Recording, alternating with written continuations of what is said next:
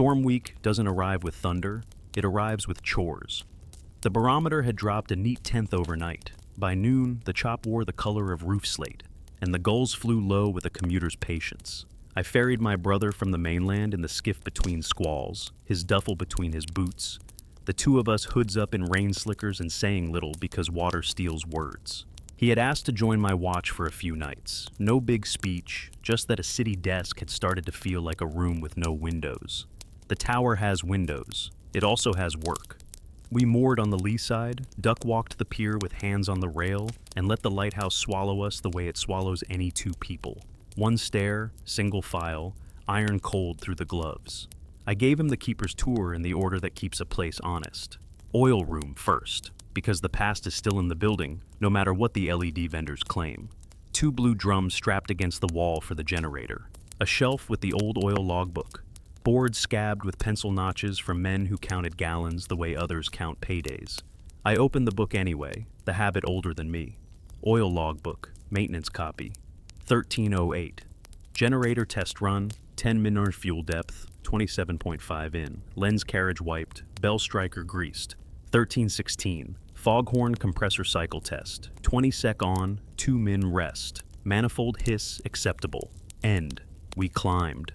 The Fresnel sits in its glass room like an instrument that learned to be a building.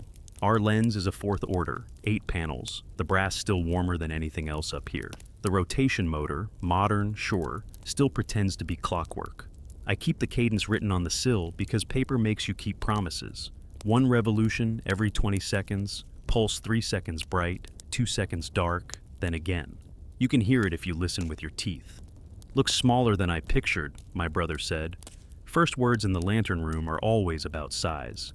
It's the distance that's big, I said. We're just the hinge. We walked the procedure, wiped the panels with lint-free cloth and diluted alcohol. Confirm the dew heaters trip on at 22 Celsius but off at 24. Check the wicks that no longer burn, because one day the modern things shake and you will want the ritual to remember you. He ran a finger along the bullseye. How often does this break? Rarely, but the weather subtracts from everything. At 1500, the fog bell on the east crib began its patient work. Wave swing striker doling a double knock every 12 seconds, steel on bronze, shipyard music. I logged it the way I always do, because if a court ever asks, you show them evidence and not your memory. Watch log, 1502, bell cadence, normal, 12s. Visibility, 0.71 on M, swell ESE, 3-4 fruit, 1510, light cadence test. Okay, 20s rotation, 3s on, 2s off. End, we split tasks. I showed him where we keep the coil of manila for storm lashings, the hand-cranked signal horn in case the compressor sulks, spare fuses in the gray box that likes to shake itself open during east winds. He swept the watchroom floor without being asked. Good sign. He kept looking up at the lens like a person regards a sleeping dog, happy to be near it, minded the teeth. The day worked through its list. By 1700, the squalls stitched themselves together and decided to be weather. We ate at the little table with our backs against the stone, soup from a dented can, bread, an apple halved with the utility knife. He asked what the worst part was. I told him truth, losing track of scale. The sea is very large and this room is very small, and you have to let each be exactly that. When dusk came down like a shade, we set the light. Automatic now. Photocell sees the world go to charcoal and wakes the lamp. Procedure still says, be present. I stood with hand on the cutoff, watching the first pulse step out over the gray. Bright at 3 seconds, gone at 2, bright again. The rhythm puts a leash on the night. You can feel the leash in your chest. At 1816, the first anomaly made itself ordinary. The foghorn deployed automatically at half-mile visibility. The compressor thumped, and the horn spoke twice through the west window. We listened for the swallowback echo that our cliff always returns after 6 seconds. We got it at 4. It wasn't dramatic. It wasn't even wrong enough to write sternly, just wrong enough to make your place in the room feel to the left of where you stood. You hear that? I asked. Closer, he said, as if the horizon had moved. I wrote it down because even small wrongs deserve their page. Watch log, 1816. Foghorn cycle normal. Echo returned 4s, vice 6s. Wind shifted S by E. barometer 29.28 and falling. End. At 18:30, we started the hourly. Walk the gallery, check lashings, feel the rigging with your hands, because the tower will tell you about itself if you let it. Rain angled nearly horizontal. The sea had stopped defining individual waves and chosen one surface with muscle in it. The bell kept to its double knock, but once, just once, I heard a third faint tap, as if the striker remembered an old job and then changed its mind. The gallery boards underfoot were slick with brine and algae. The smell was wrong for this wind. Iodine, yes, but threaded with something like electricity. That copper-on-tongue taste you get before a strike. No lightning, not yet. I put that in the notebook too, though you feel foolish writing the air tasted like a battery. He was steady. He took my cues. At 1900, we tested the backup hand horn. One short, one long, one short. The pattern the Coast Pilot still prints in the back pages, as if someone might need reminding while the sea has them by the coat. The sound climbed the tower, struck the lantern room glass, and came back, not louder, not softer, just soon, like a word you thought and then heard. We went back inside, shed water, let the small heater tick. Routine returns you to yourself. The storm muttered around the stone, and the light carried out the only argument we allow here. At 1942, the lens slowed by half a heartbeat. You notice it the way you notice a friend not finishing a sentence. The motor kept its tone, but the panels took an extra breath before the next bright. No alarm tripped. The controller showed green. My brother didn't see it. You have to have the cadence in your bones. I checked voltage, fine. I checked the belt tension, fine. I did the thing that always works before tools. Laid my palm against the carriage track and felt cold where it should be warm from friction. A stripe, 2 inches wide, cool as river stone, while the room held its civilized heat. I watched it for a full minute. The stripe didn't move, but the lens passed through it like light through smoke. I felt nothing else, no draft, no leak. The windows were dogged, the hatch was tight. I wrote, watch log, 1942.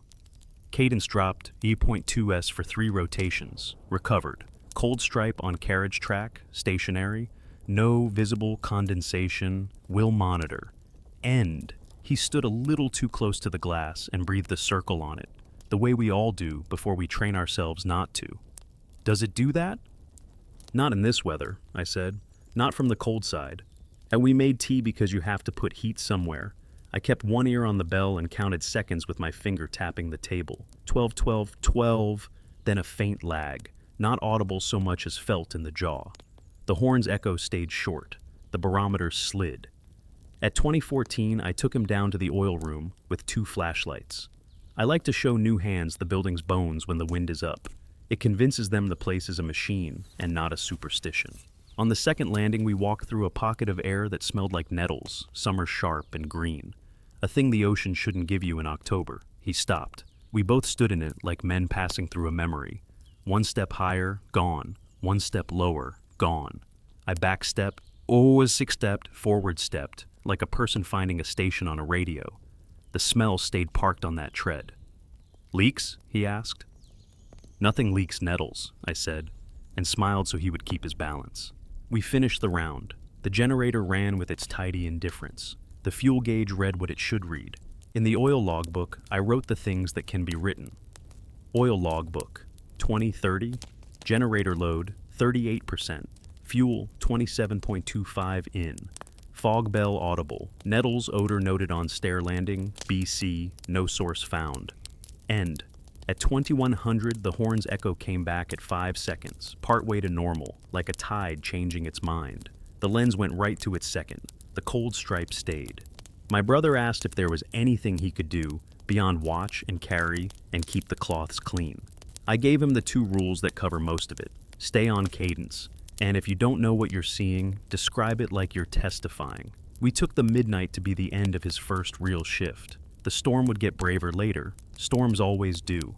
We stood in the lantern room with our shoulders just touching, the Fresnel shouldering its light through the wet. There were no ships, which was good. There was the sea, which is always there. When the bell miscounted once more, barely, as if an old habit had nudged it, I didn't correct for it with my body. I let the wrongness be itself. Because the worst thing you can do on a night like that is force the world back into the rhythm you think it owes you. At 23:59, I wrote one line for the morning's me, because morning forgets the flavor of night. Watch log, 23:59, maintain watch on horn, echo interval and cold stripe. Avoid adjustments unless cadence change, so .5 says sustained. Note, brother steady takes instruction. End. We set our mugs on the sill. The light pulled its next bright through the glass into the blown dark, and something, not a boat, not a bird, returned a pale flare at the edge of the field like a coin catching a brief street lamp. It might have been spray. It might have been the sort of thing you never say out loud, because saying makes it singular. I kept my hand off the cutoff and did nothing new. "Did you?" he began. "Describe it," I said, and handed him the pencil. The storm climbed a rung overnight and decided to sit there. By dawn, the world had the quiet you get when noise is so constant it turns into weather. We ran the pre-light checks by habit, though the lamp was already sleeping, glass beaded with salt like seed pearls. My brother's handwriting from just before midnight had dried to a steadier line than I expected. I let it stand. First nights shouldn't be sanded smooth, they deserve their corners. At Oro 600, the fog was the thick kind that flattens depth. The horn obeyed the photocell and fell silent with morning gray, but the bell on the east crib kept to its work. Double knock, 12 seconds, like a metronome no one dares touch.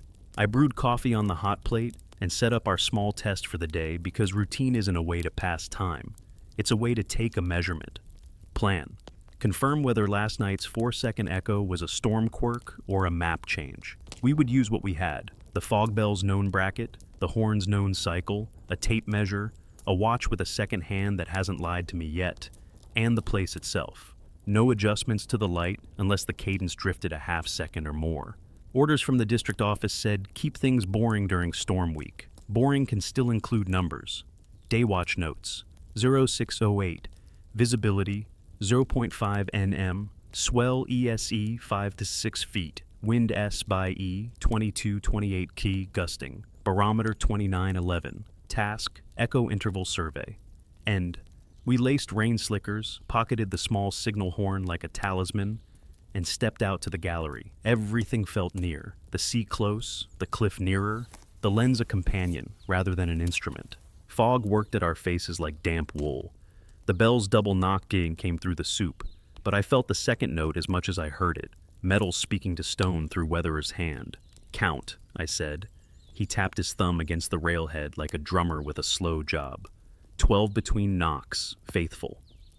We walked clockwise with a tape and chalk, marking the gallery rail at the cardinal points where, in clearer days, the echo has a personality of its own. At each mark we stood, blew a short on the hand horn, and let the tower count for us. North, return at 6 by the watch. East, 5 and a breath. South, 4 as last night. West, 6, then a late thin return that might have been the sea's answer or our brains hoping for symmetry. I repeated the pattern with the same horn pressure because breath matters. The numbers held. He took it in. Cliff face shape, wind and temperature can lean sound, I said. But a full 2 seconds is not a mere lean. If something moved, cliffs don't move by seconds in a night, but fog changes the room we're in. We chalked the times on the rail where rain would take them later. Evidence doesn't have to last to be evidence. I wrote in the notebook, watch log, 0654, hand horn echo survey. N6 says, E5s plus, S4s, W6ST slate faint. Conditions steady, noted directional shortening. And the cold stripe on the carriage rail waited for us upstairs, like a line drawn by someone with a ruler and a different idea of temperature. I touched it with the back of my hand and still felt that river stone cool. It didn't frost the skin or throw visible breath. It simply disobeyed the room. He held the cheap IR thermometer gun from the tool bin and aimed with the red dot. The numbers scrolled. Track metal 21.8 degree, then 18.7 at the stripe's edge, 17.1 at center, 21.5 beyond. The dew heaters showed their green. No condensation formed when we breathed deliberately across the cold. It took the breath like glass and gave nothing back. Log it like a field, I said, so the morning men at the district don't think we're reading tea leaves. He grimaced at the gun and wrote, technical insert, IR, 0712, carriage rail temp survey, 50 centimeters length of localized cool zone, Center 17.1 degrees C, edges 18.7 degrees C, surrounding rail 21.5-22.1 degrees C. Stripe stationary relative to tower rotation. No drafts detected, smoke test negative. And we did the smoke test because paper is cheap and glycerin is reliable. The pen from the maintenance shelf sent a thin gray ribbon up from the stripe, and the ribbon didn't lean or drift the way it should if air were going anywhere. It rose like a straight idea, reached a point, then thinned the way fog thins when it decides to be nowhere. He said, "I don't have a word for that." "You don't need one," I said. "You just need the time." We did the stare again. The nettle smell still occupied the one tread like a tenant with a long lease. Up one step, nothing. Down one, nothing. We tried it with mouths open the way tasters do with wine. The green came sharper, like crushed stalks. He laughed despite himself. The laugh was not disrespect so much as a man recognizing an old summer in a bad month. We checked the oil room to humor ourselves. No herb, no leak, only diesel and old wood. At mid-morning, a sound like an oar blade kissed the west wall. No boat would be that foolish in this fog. The tide run at the headland writes its own warnings. We held still and did not invent a story to fit the sound. The bell counted 12, the horn slept, and the light upstairs spun in its idle, with the patience of things that know their turn will come. By noon, the sea flattened further into one breathing surface. I called the district office because the part of my job that is numbers wears a tie. The landline coughed and cleared, the cables having their little weather drama in the conduit. I gave them the facts the way I would read coordinates. Echo intervals shortened on E&S faces, 4 to 5 seconds from standard 6. Persistent localized cooling on the carriage rail, dimensions unchanged, no measurable air movement. Nettles odor isolated stair tread, consistent across checks. No vessel traffic within range. AIS confirms. Requesting permission for afternoon horn cadence test with manual override at quarter cycle. There was a short hold in which I could hear someone cover the receiver and doubt in a polite tone. Then, granted for a single quarter hour at your discretion. No public notice necessary at present. Keep entries tight, no heroics. No heroics is the polite way to say, don't leave the tower in fog, which I had no plan to break. I looked at my brother. We will do a thing we have permission to do. Then we will write it down. At 14:30, we set for the test. He watched the compressor pressures. I timed from the gallery E, where yesterday's flare had winked like a coin. We gave 3 patterns. Baseline cadence for 4 cycles, then a slightly faster horn interval, by 10%, which seems like nothing until a fisherman's ear depends on it, then back to baseline. Baseline, the echo came back at 5 in a breath, no longer 4. Fast interval, the echo crowded itself, the return stepping on the next blast like men at a narrow door. Back to baseline, the echo hung at 5 clean. The bell kept knocking its 12s, but once in that quarter hour, the second knock made a little throat clearing of metal before it spoke. You don't call that a third note, you call it an artifact and then let your neck muscles remember it for later. We came inside dripping and shook off carefully so the stairs wouldn't get slick. He looked at me with plain uncertainty. If the echo is shorter and then less short when we push it, the room is changing and listening to us in a way. Rooms do that, I said, which was both the truth and not enough of one. We reached for the light's comfort and got it. The stripe stayed. The lens gave its slow, idle breath. We warmed our hands over mugs and I felt the building's weight in the stone. The tower tells you when it is pleased with you, the way an animal tells you by not moving. Evening unfurled without choosing a color. At civil twilight, the lamp woke and the room understood its purpose again. The first sweep went out like a promise you make to an absent friend. On the second sweep, the flare returned at the edge of the southeast pane. Brief, pale, as if the sea had a hinge too, and it had swung the wrong way at the wrong moment. We went still together. Describe, I said. Off the SE pane, about 30 degrees above your line. Duration, less than a second. Brightness, like a reflection from something wet but not glass. Color, more salt white than lamp white. Motion, none. It just was. I wrote his words as he spoke them, because memory in weather is a liquid. Watch log, 1721. Pale flare SE pane at second rotation. Duration 1C, characteristics per junior observer, verbatim. No AIS contacts, radar C clutter only. Fog density stable, horn inactive, bell cadence normal. End. The horn's echo returned to its fore on the south face after dark, as if night brings the room in closer. We did not chase it with more experiments. Morale is a resource, and so is power. The cold stripe felt colder with the lamp warm. The numbers stayed within a degree. The nettles smell on the stair held its post like a volunteer. At 2000, the radio gave us a fragment, channel 16 crackling open with the first syllable of someone's working call, and then stitching itself shut. I heard, or thought I heard, the older cadence of the horn coming through the transmitter, as if a handheld out there had learned to be a room. My brother reached for it, and then let his hand fall, because protocol says, let distress call first, then challenge, not the other way. No second syllable came. We set our shoulders to the second watch, the way men set to a winch, foot sure, hand sure. The lens made its slow rightness. The bell counted. The horn held its peace. The sea worked like a thing that has also taken oaths. The only wrong thing we permitted space in us was the little map we had drawn in the morning. North 6, East 5, South 4. On storm nights, it is a comfort to own even a private chart. Near midnight, between pulses, I felt the tower step a half-inch to the west. Not in the stone, in me. The gallery door sat square. The spirit level on the sill stayed true, but my ear told me the bell's knock had come from the wrong window by one pane. I moved to recenter myself and discovered there was no new center to be had. The room's geometry wished to be 2 rooms at once and was being polite about it. I did not write that line. Instead, 003.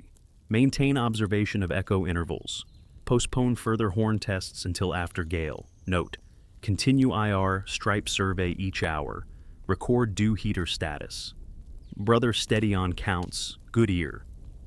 We let the light do its work and stood away from the glass. Some nights, the only way to keep a room from slanting is to stand in the exact middle and breathe like the building does. Slow, regular, willing to wait. The flare did not repeat. The nettles held their stare. The stripe cooled one more half degree and then would go no lower. At 0037, the bell miscounted again. 1, 2, then a little hiccup of metal, as if the wave had decided a different math, and the bell had been asked to agree. We did not correct for it with our bodies. We put it on paper and let the thing be itself. Storm week kept its seat. The fog thinned to a workable gray by mid-morning, just enough to show the world in silhouettes. We used the gap the way you use a lull in a long conversation, to mark what had been said and decide what mattered next. Objective for the day: take the flare seriously without teaching the light any bad habits. If it was a trick of wet glass or a ghost of our own lamp thrown off some odd bit of geometry, we could find its name with measures. If it wasn't ours, we could at least say where on the clock face it liked to appear. We started with the glass. The lantern's panes had salted overnight. You could see the fine laddering where spray dries into a memory. I gave my brother the lint-free cloths and the diluted alcohol, showed him the figure 8 that keeps the arm honest and the pressure even. We worked panel by panel, clockwise, numbers chalked on the mullions, 1 through 8. Between wipes, I stood back at the hatch and looked for ghosting, the faint second image a smudge can make around bright things. Nothing behaved like a culprit. The Fresnel's bullseyes returned each room object exactly once. Maintenance note: 0940 Swanshima walls. Lantern glazing cleaned, panels 1-8. No chips, no warps, mullion seals intact. Wiper tracks not installed, manual wipe only. Sun absent, ambient diffuse. End. And next we set an angle board, 1/4-inch plywood, compass taped at center, degree marks inked at the rim. I clamped it to the gallery rail at the southeast pane where the flare had winked yesterday. Procedure: call out the lens's azimuth as it crossed each mullion, note time of any flare relative to the rotation mark. A simple thing, just counting and looking, and it keeps the mind from making a movie where there should be stills. At 11:12, with visibility flirting at a mile, a small fishing boat ghosted past the outer seam of the fog. No AIS. Some of them don't announce themselves when the weather feels personal. He was exactly where he should not be for comfort, but not illegal. We let him be a moving gray fact and logged his course by habit. Watch log: 11:12. Small gillnetter, NWWSE at 8.8 1.0 NM. No AIS return. Radar intermittent. No signals exchanged. Echo intervals, daytime N6s, E5s, S4s, W6s, unchanged. End. The cold stripe on the carriage rail neither broadened nor budged. We took the IR again. 16.9 degrees at center now, room at 22.0. The dew heaters read green and held. The smoke pen behaved like a straight thought. The nettles smell lived loyal to the same stair tread. I wrote all of that and then put a line under it, the way you do when several small wrongs refuse to escalate. The district called us before we called them this time. A voice I didn't know, measured office air. Confirm no distress, the man said. Correct. No calls, no rockets, no flares. I heard myself say the last word and felt the room take notice. Then keep the horn at automatic and avoid discretionary changes. We've got 3 towers reporting line noise on the landlines this morning. He meant stop playing with cadence. Understood, I said. We're in evidence mode. After lunch, bread again, even soup sounded wet in this weather. We built the clock. My brother took the watch with the second hand and the tally counter. I took the walk. Gallery at SE Paine, hip to the rail, angle board at my left. On the second rotation after 1300, the lens sent its proper bright through panel 3, and the world outside lifted the way it does when the light finds every bead of water. On the dark interval that followed, 2 seconds of our lamp withholding itself, something south by east flashed pale in the fog bank. No motion toward or away, no color, not our tone. On dark, I said, steady. He looked up from the watch. You sure? You saw it too. Yes. We let the next 2 rotations pass without touching anything. Nothing answered. The lamp's own bright stepped out, stepped back, stepped out. The dark was just the dark again. I felt the urge to explain it to the page as a reflection, a delayed scatter, a fairy beam bent by rain, any familiar thing. But the mind was ahead of the facts. I wrote the facts. Watch log, 1304. Pale flare, SE sector observed during lamp dark interval, T plus 0.8 S after extinction. Duration, once, no, deck reflections observed, pane clean. Angle board bearing, SSE, 155 to 165 dig. End. We tried to tease it with legal tools. I ran the hand horn pattern once from the SE gallery to hear how the echo behaved exactly at that angle. Return, 4 seconds, like a faithful dog that knows only one trick. No flares answered the sound. I took the signal mirror from the drawer, even though the sun made no promises. Old habit won. The mirror showed me a wet gray version of my own coat, and nothing more. He spoke low. Could it be an unregistered lantern? A skiff with a something? In this fog? Inside the dark? I shook my head. They'd be on top of the rocks. We did not call it supernatural. We did not call it anything. We listened to the bell count 2 12s without tripping over itself. The day went flat again, the peculiar flat of weather that has no texture except persistence. Afternoon brought small chores because chores let a mind idle without idling. We checked lashings, circuit breakers, fuse ratings. We retied the manila coil so it would pay out clean. I took the oil logbook down and ran a finger along the years of names who wrote gallons before me. Men had weathered fog that never learned their names, and it steadied the mouth to remember that.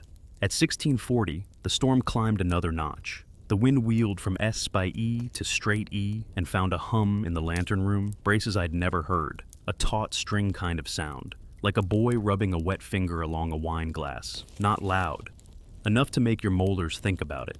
I checked every stay and tie, nothing slack, nothing strained beyond the day's due. The bell took the new wind and kept its count. The horn held still, half-mile visibility or a hair better by my eye. At civil twilight, we stood for the lamp. The photocell did its work, and the bright pulled itself through the lens like a tide through a gate.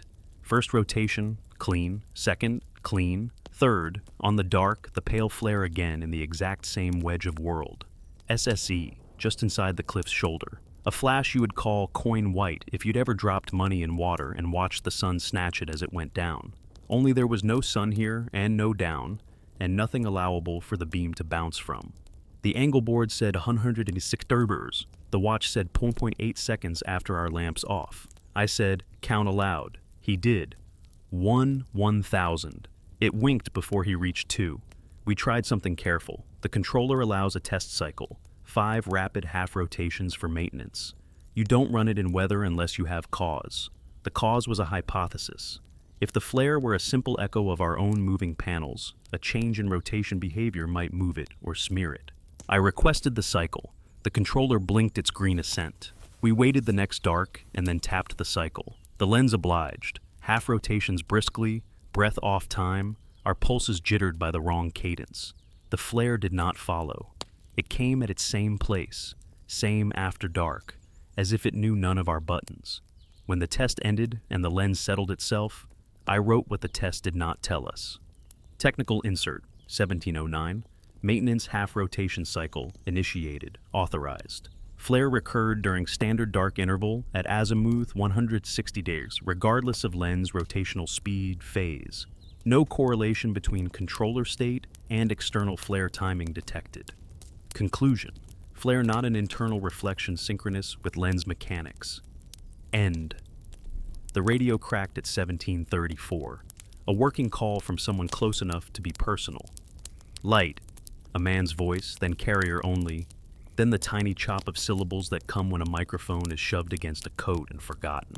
No position, no name. Protocol says you call back with your station and you wait. I did that. We waited. The horn, still asleep, had nothing to say. The bell knocked its numbers into the wet. Could be the gill netter, my brother said. Could be line noise like the office warned. I didn't add. Could be the world trying on our voice. I kept the thought behind my teeth where it belonged. By full dark, the echo map returned to its night signature. South, 4 seconds, east 5, west a full 6 with that faint late tail. The cold stripe kept its chill like a held breath. The nettle's stare taught us nothing new. I let the lens's rhythm put the room back where we needed it. And then, this belongs on paper the way a nail belongs, where two boards meet. At 1921, the flare appeared not on our dark, but on our bright, sitting for a fraction at the outer edge of the beam, like a second pulse threaded through ours. It did not bloom or swell. It existed and then went to zero. The lamp did not flicker. The controller kept its green. The angle was the same, 160 degrees, the cliff's shoulder. If you stared too long at the pane afterward, the fog burned a negative into your eye. Describe, I said, because saying the ritual is how you keep the night on the right side of the glass. He swallowed. Same placement, same color, timing, on bright, not after. Duration shorter. If the first was the size of a coin, this was the size of a pinhead. No motion. Good, I said, and wrote his words verbatim.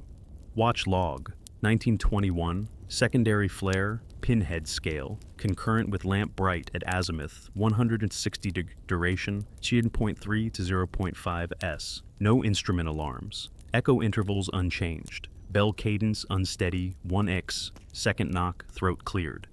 End. Moral pressure arrived in the form of the notice card we keep rubber banded to the logbook. Template for unidentified light reported.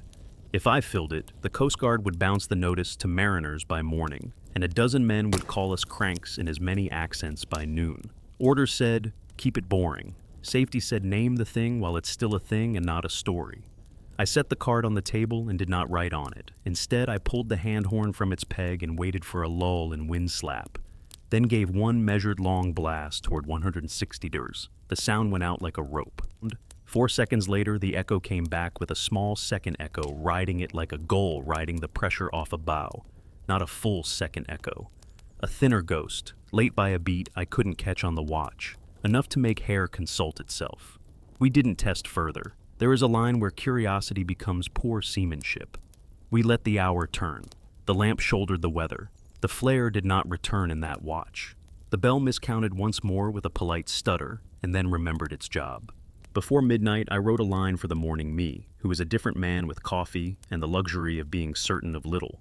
Watch log, 2356. Delay formal notice, continue observation, prioritize position triangulation if visibility permits. Keep manual horn in reserve. Do not adjust lens or controller further without cause. Safety.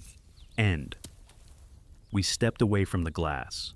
The tower settled its weight a fraction deeper into the rock, the way a sleeper resettles before the long part of night. If the world out there had chosen a hinge near ours, it could have its hinge. Our job was to keep the beam honest through whatever room the fog made of us. Storm Week doesn't let you choose your work, only your order.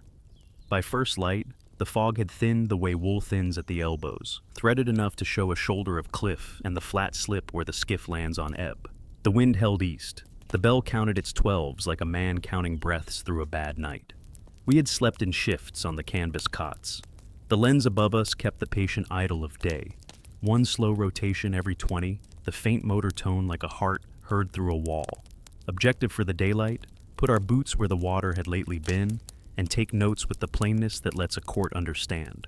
Order said keep things boring. Boring includes walking your own tide line. We opened the Coast Pilot and the tide booklet, ran a finger down the day's column, low at 0914, 6/10 above datum, flood high mid-afternoon, enough window to step off the lee stairs, count the rack, and not teach the sea any new tricks.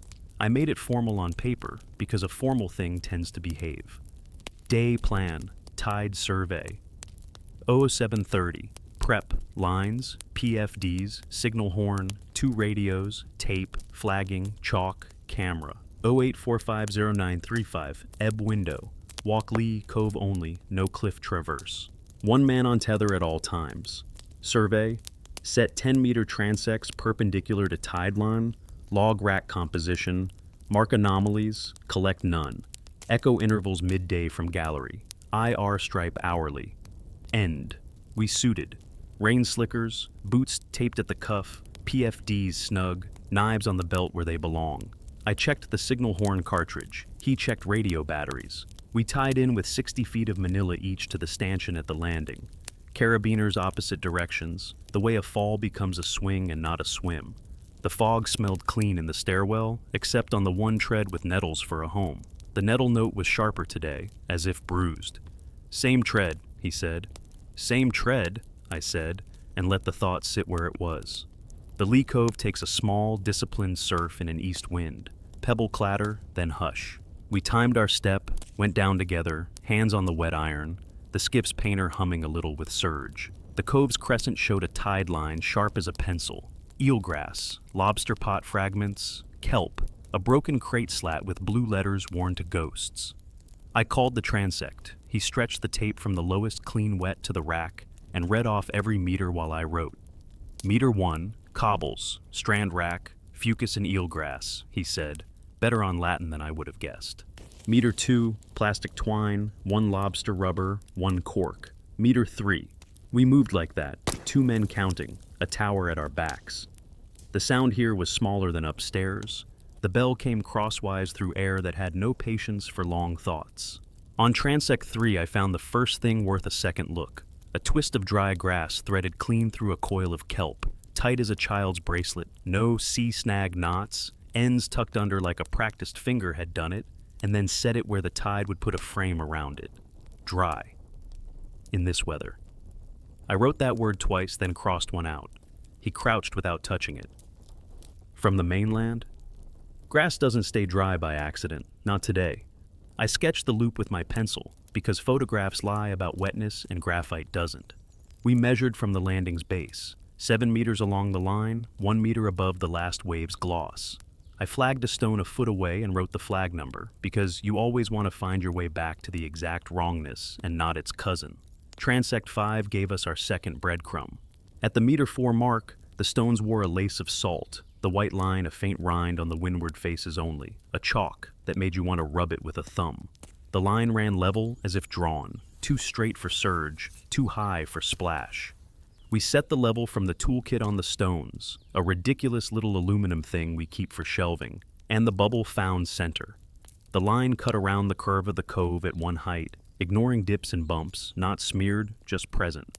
Boat side wash? He asked without heat. Would need a steady wash. We didn't have steady last night, only sets, and no boat stood there that long. We marked it, wrote it, left it. You make a mistake when you fix a mystery with your hands.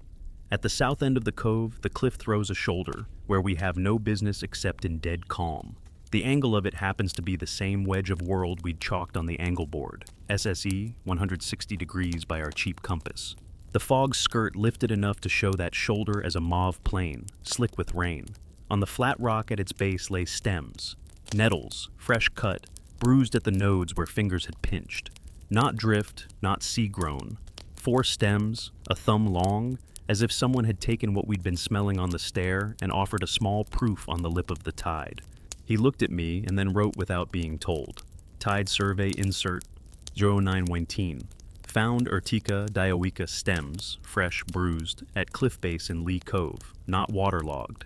Position, shoulder base, azimuth 160 degree from tower. No mainland flora on islet besides lichens. Stems not native here. Collected none. Flag F6 at 1.2 ms above ebb. End. The radio crackled while he capped the pen. A man's voice, thin with battery, bled 3 syllables of our station's call sign as if he were reading it off a card and then stopped. I called back. Name and position, 3 times with the calm you put in the air, so the sea knows you don't rattle. The speaker returned a hiss like rain. We waited the 30 seconds protocol demands. The sea said nothing further. I wrote it down as nothing, because nothing that happens on the radio is still a thing. We went back up inside our window. The foghorn had stayed asleep. The bell had not miscounted in the half hour we were below. We coiled the lines, laid the slickers on the peg, and ran the gallery lap to give the tower's geometry a chance to be our geometry again. In the lantern room, I put the back of my hand to the carriage rail. The stripe was where we had left it. The IR gun said 16.6 degrees now. The room held 21. The dew heaters held their green. Smoke test? He asked. Again, I said. The glycerin plume rose from the stripe steady and then thinned, as if the room had a mezzanine air no one could climb to. No draft on the cheek, no tickle in the hair at the neck. No explanation, which is not the same as mystery. It is just the space before a measurement finds its word. I wrote the tide notes into the oil logbook too, though it's not strictly its job. I like to tuck a plain fact where men have written other plain facts for a century. Oil logbook, margin, 0947, ebb survey per plan, flag F6 set, dry grass loop noted, salt line level at 1.2 ms above ebb, nettle stems observed at 160 shoulder, no collection, return on flood, end. By midday the weather decided on more rain and less texture. We sat with our mugs, backs to the stone, and squared the tide notes against what we already owned. Echo map, north 6, east 5, south 4. Flare angle, 160 plus 0. 8S on dark, later pinhead on bright. Cold stripe, nettles on stair and stones. The neat man in me drew lines between them and didn't like the drawing. The keeper in me wrote the simpler sentence. The world is slightly wrong in repeatable ways. At 1400, we took the echo intervals again from the gallery. North gave us a clean 6. East gave us 5 in a breath. South gave us 4 as if charmed. West gave 6 with the faint late tail. The map held like a symptom. The bell counted 12, and once placed the second note half a heartbeat to the north window when my ear knew it should have been the east. Spatial drift, gentle as a hand on your shoulder. Could we triangulate the flare on flood? He asked. If the fog lifts a hair? If it lifts, I said, we'll use the angle board and the stopwatch and be simple about it. We waited for the light. Civil twilight brought the lamp up on its photo cue, the Fresnel shouldering the bright the way it always has, more patient than any of us. First rotation, clean. Second, clean. Third, on the dark, the pale flare again at Dixtiguru coin white, brief, exactly at plus 0.8. The angle board loved its job. The watch second hand loved its job. We did not love ours, which was to do nothing that would make a headline. I put it in the book with no adjectives. Watch log, 7 to 19. Flare, coin white, on lamp dark. Azimuth, 60 degree, plus 0.8 s. Duration once, fog density, 0.6 to 0.8 nm. Horn inactive, bell normal. Tide flooding. End. The flood brought a smell up the stair that wasn't nettles. Cold iron and a faint egg edge as if a long chain had been lifted from a long sleep. It visited 2 treads above the nettle tread and then did not recur. I didn't log it. You can drown your own nose with ink if you try. At 1811, the radio carried a double of our own horn. 3 quick, narrow ghosts, 1 scale lower than our compressor's voice, as if the fog had been listening all morning and wanted to show what it learned. Our horn was not sounding. The controller sat in green. The compressor lay idle. The man in the office would say line noise, and maybe he'd be right. I wrote the fact and not the story. Don't answer it, I said, though protocol didn't require the reminder. We checked lashings again because hands want work when minds want explanations. At the gallery door, my boot found a small brass thing lodged in the jamb. A set screw, not long, with a burr on its threads from some old turn. I held it where the lantern room could see it. Every screw I tend up here has a home. I knew this one didn't match the bright, new hardware we've installed in the last decade. It had the brown polish of decades of fingers. I walked the lantern and ran my thumb along the pedestals and guides. Nothing showed a missing tooth.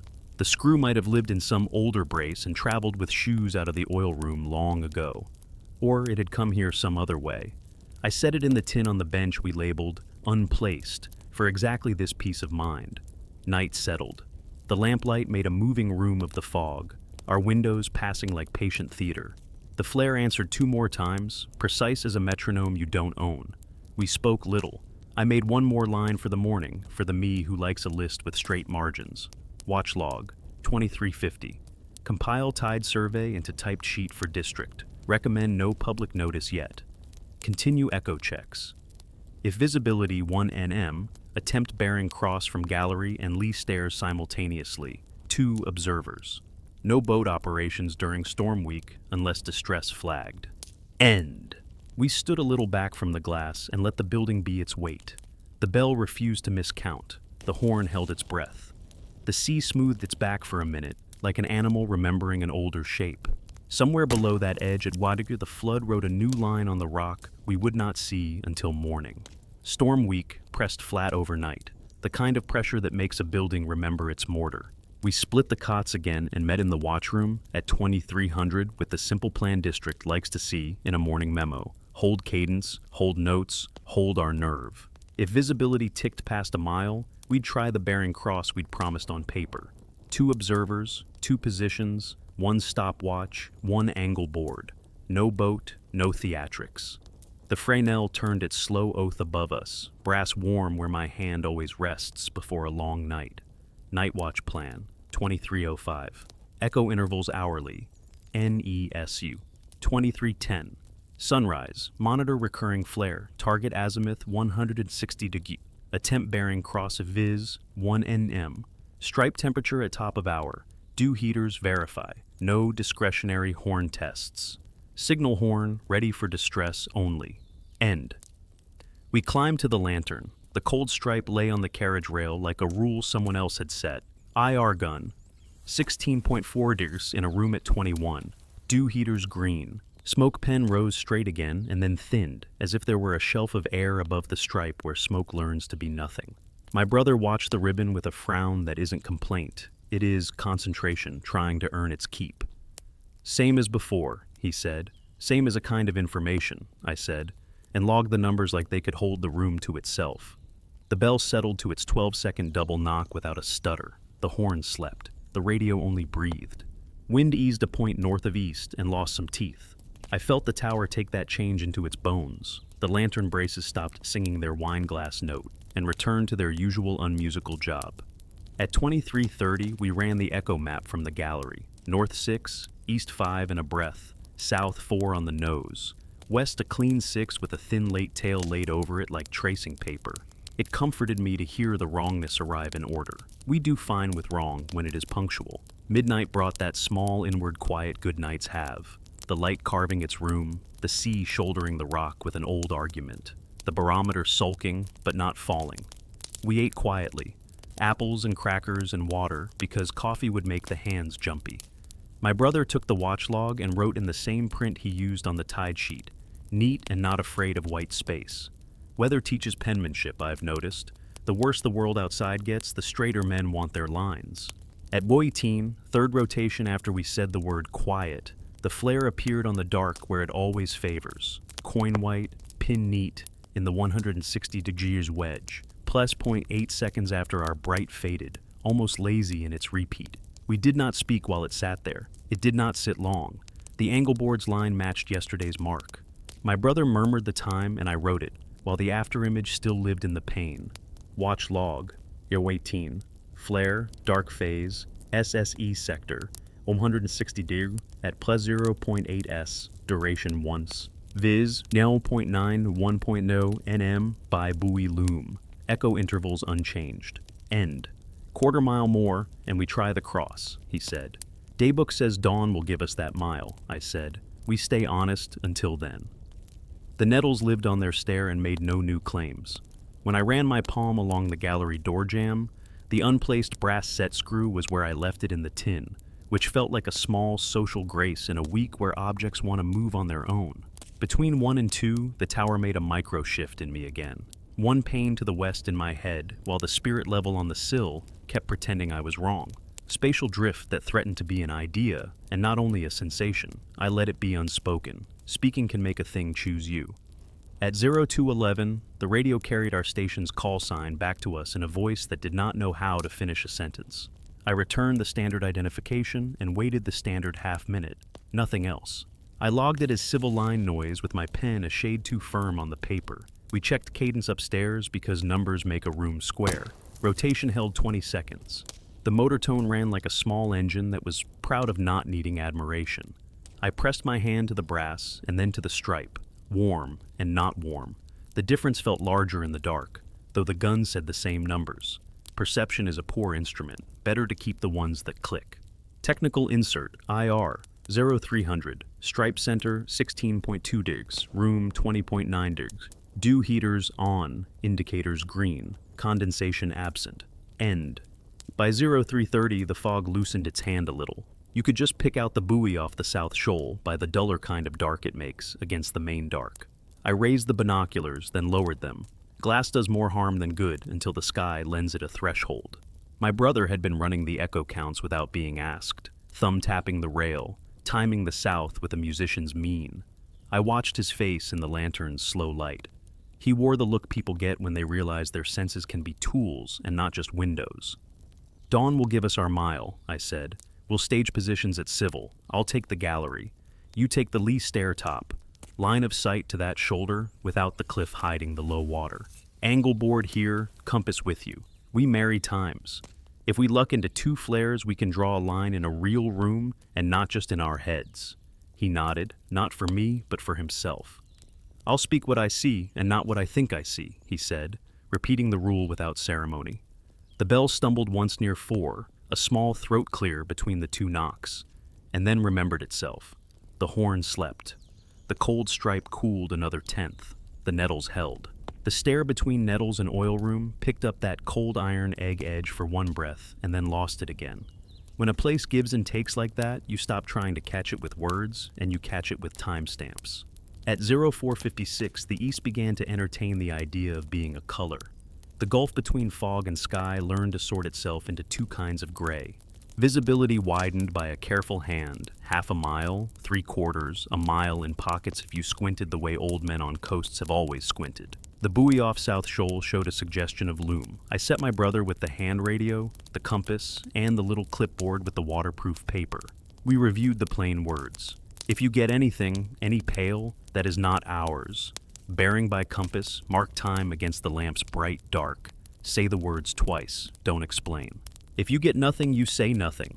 He grinned with a steadiness I liked. "If I get scared, I count." "Counting is welcome," I said. We took our posts. I stood at the southeast pane, hip to the rail, angle board clamped where yesterday's pencil marks made a small calendar of wrongs. He took the lee stair top where you can see the shoulder when the fog lets you, and the loose rock smells wet no matter what the tide demands. I heard him settle the radio against his coat. "Observer 2 set," he said, and the words went into my chest as if the tower had said them. "Observer 1 set." We waited. The lamp threw its bright, withheld, threw again. On the second dark, I saw the coin-white wink at 80 degrees with the unhurried timing of an old habit. I did not call it. He did, a hair after me. "Flare, dark, bearing 161, time plus 0.8, he said, crisp, not loud. "Copy Cecilia Cree 160 to 162 here," I said. I wrote both the Cicibombols. We let the rotation carry twice more and got nothing. The buoy leaned out of fog far enough to be a witness, but not a source. We repeated the waiting the way you repeat a lab step. The flare returned on the next dark, close enough in time that the watch hands could have mistaken themselves for the earlier minute. He called 160. I called 161. That near agreement felt like a table to set our instruments on. One more, and we draw our lines. We didn't get a third. We got something else, which is how this work pays you back for your trouble. On the following bright at the shoulder itself, flat wet stone with no kindness in it, looked wrong for the blink of a heartbeat, as if the plane had been tilted by a carpenter with a shim and then put back before the eye could take a level to it. I thought it was my neck arguing with me. Then my brother spoke 5 words he did not know would make the room smaller. Gallery, the stair is shorter. I made myself breathe. Say again with words that can be defended. From here, he said, and I could hear him use the rail to anchor his voice. The run from step 4 to step 8 looks shorter in the window than it is under my boots. The horn echo from the south just came at 3 3/4. I can't defend the first sentence. I can defend the second. I counted our south echo myself with the thumb against rail I've had since I was a younger keeper. 4, not 3 3/4. Yet I trusted his clock. Spatial drift rarely agrees with 2 heads at once. The fog thinned 1 notch more, the air not clear but reluctant to keep secrets. I saw the small scrape on the shoulder rock where eelgrass always catches at low water. It was higher than it belongs at this tide, by an amount a man could see and an officer would argue.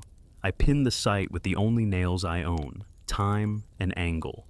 Watch log, 0522, flare observed, dark phase, by both observers. 01 bearing 100 east 60 to 61 deg, 02 160 to 61 deg, simultaneous south echo, 01 equals 4.0 s, 02 reported 3.75 cs. Note, visual perception of stair run length discrepancy from 02 vantage, qualitative. Shoulder scrape appears higher than predicted by tide, qualitative. Viz. 01.2 nm in sector. End. We held our posts until the lamp's pale changed to day's pale, and the tower's job gave itself back to weather. The horn stayed blessedly silent. The bell knocked its unremarkable music. I brought my brother inside, not because I feared he'd invent, but because sunrise makes people poetic, and poetry in a logbook is a kind of lie. I poured water on tea that had never deserved coffee's dignity and laid the district's unidentified light reported card next to the log with the pencil on top of it, the way a man sets a tool he might yet pick up.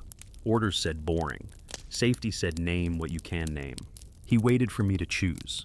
I did not touch the card. I took the oil logbook instead, because a margin in an old book is not a siren to the world, and wrote small along a page that held a man's gallon counts from 1932. Oil logbook, margin, 0550, dawn cross. 2 observers concurred, 161 degrees for dark phase flare, plus 0.8 south echo discrepancy between observers, 4.0 s versus 3.75s. Perceived geometry variance, stair run length, at 02. Shoulder scrape appears high for tide, recheck noon. End. We stood in the lantern room, while the lens made its unhurried day turn, and the island stretched itself into the gray morning. On the cold stripe, a drop formed that was not condensation, too round, too deliberate. It sat at the stripe's midpoint like a bead of clear oil and did not run. I touched it with the edge of a lint cloth, and the cloth neither darkened nor smelled of anything. The bead let go, as if that had been its whole reason for being born, and left nothing to prove it had been there. My brother watched my face, and I gave him the expression a keeper gives a new hand when it is time to choose between routine and the feeling that something is about to ask a question with our names in it. Breakfast, I said, because a day watch won't keep itself, and because routine is a door you can still close when the night has offered you a corridor. Storm week traded teeth for weight. The wind eased to a working push from the east, but the pressure sat on us like a wet coat you don't take off, because taking it off would admit a change. Daylight gave us chores, night would ask harder questions. We spent the morning proving or disproving what dawn had put in our heads. The scrape on the shoulder rock, the little pale nick where eelgrass catches at low water, looked high to both of us at first light. I pulled the tide tables again and traced my finger down the figures, the way a man retraces a safe path in his mind. Low, at 0936, predicted plus 0.7, above datum with this moon. By 0915, the fog opened a careful window on the shoulder. We braced elbows on the sill and took the measurement as straight as an island allows. The staff gauge I bolted to the lee boulder 2 summers ago, never officially blessed, but true, put the water, where the book said it ought to be, within a hand. The scrape still sat wrong by 1.5 inches. Not a case, a splinter. Daywatch notes, 0908, Jima 920, tide versus a staff gauge with an expected error. Shoulder scrape appears plus 1 TQ higher than predicted exposure. Viz 1.01.2 NM sectors. No vessel traffic. Barometer 29.06 steady. End. The echo map held its pet wrongs. North 6, East 5, and a breath, South 4, West 6 with a cautious late tail, like a set of tools laid out exactly where you left them the night before. The cold stripe kept company with itself. IR gun, 16.1 degrees in a room warmed by gray light to 21. We breathed across it and got no cloud. Smoke test, plume rose, thinned at the invisible shelf. The nettle tread remained a little green country in a stare of stone. District rang us at noon with a voice I knew by now, the same measured man, a paperclip habit audible in his tone. Any public reports? He asked. None. Our observations consistent with prior entries, I said, which is how we tell a bureaucrat we're steady and not useless. Keep the horn automatic and omit discretionary tests, please. We're getting calls from the outer capes about phantom blasts. Line noise, probable, still assessing. I let the pencil point rest against the log margin before I wrote. Understood. No discretionary tests. He did not ask me to file the unidentified light card. He did not tell me not to. Moral pressure is sometimes the absence of a push. Afternoon turned the fog from wool to gauze, then back to wool. We walked the island's small perimeter without stepping into the headland run, which is a promise I made to myself long ago when pride still had its voice. The rack line from yesterday had pulled one flag, but F6, Nettles, remained where we set it. The dry grass loop had gone dark with wet, as if someone had unlearned its trick. I didn't like that human thought in my head, and wrote only the facts. We fed the lens its routine. Wipe downs edge to edge, brass checked, rotation cadence verified at 20 seconds. Dew heaters green, belt tension comfortable. A keeper's work is always half touch. The back of the hand to a bearing, the fingertip to a set screw, the palm to the pedestal's hum. Everything said present. Night plan went on paper because the night respects paper. Night watch plan, 2000, sunrise, cadence hold, echo intervals hourly, monitor flare at 160 degrees, attempt one synchronized timing if viz permits, stripe temperature hourly, no horn tests, radios monitor, cheese 1613, bell striker inspection at 2230, weather window, post midnight, heightened attention to bell cadence, note any miscount with pane reference, end. We climbed to the bell crib at 22:15 during a kind spell in the wind. I do not love that ladder in the dark. It asks you to decide you're a certain kind of person each time you step out. We clipped in and took the last stretch on hands and knees, the world above the parapet just a deeper black. The bell itself, bronze, patient, carried salt in the seams and old paint under our gloves. The wave swing striker looked right, hinge greased, arm free. I set a drop of oil on the pin for my own piece and watched the swing for 3 cycles. Noon's careful double knock, scaled down to the night's smaller reach. We lay flat, cheek to stone, and listened for any irregular friction. None. The bell is a simple machine. It does not hide secrets willingly. Back inside, we warmed the hands and let the room earn our trust again. The lens turned on idle with that pleasing unimportant hum. We set mugs down on the watch table with the quiet that comes after a small job done as it should be. The radio breathed. The horn slept by rule. At 23:12, the flare came on the dark like a metronome that had found us again. Coin white, plus 0.8 S. The angle board obedient at 160 to 161. My brother called it before I did. We did not chase it. We let it be the world doing one thing twice. Then midnight advanced toward us like a tide. The building knows midnight. The beans of routines all settle to one side of the cup. I wrote the line I always write at 23:58 on storm weeks because I have had good luck with it. Maintain cadence through midnight. At Smrlan the bell miscounted. Not a stutter, not a swallow. A miscount. One deep knock, a breath that felt longer than 12, then 2 shallow twins stepping on each other like a man correcting his story after he said it aloud. The sound came, unmistakably, from the south pane instead of the east, where it belongs in this wind and this sea. The echo from our horn, silent by the controller's lights, returned at 3 3/4 for him and 4 for me in the same heartbeat. The room moved a half pane right in my head and a half pane left in his. He said nothing at first. Good. Then, describe? I went first, because that is the rule. Bell sequence at dozen, single deep, pause long, then double shallow. Source localizes to south window by ear. Echo from south perceived at 4 seconds, observer 1. He spoke like a person at a deposition. Observer 2. Bell first tone deep at expected time, then pause, then 2 shallow tones with no metal bloom.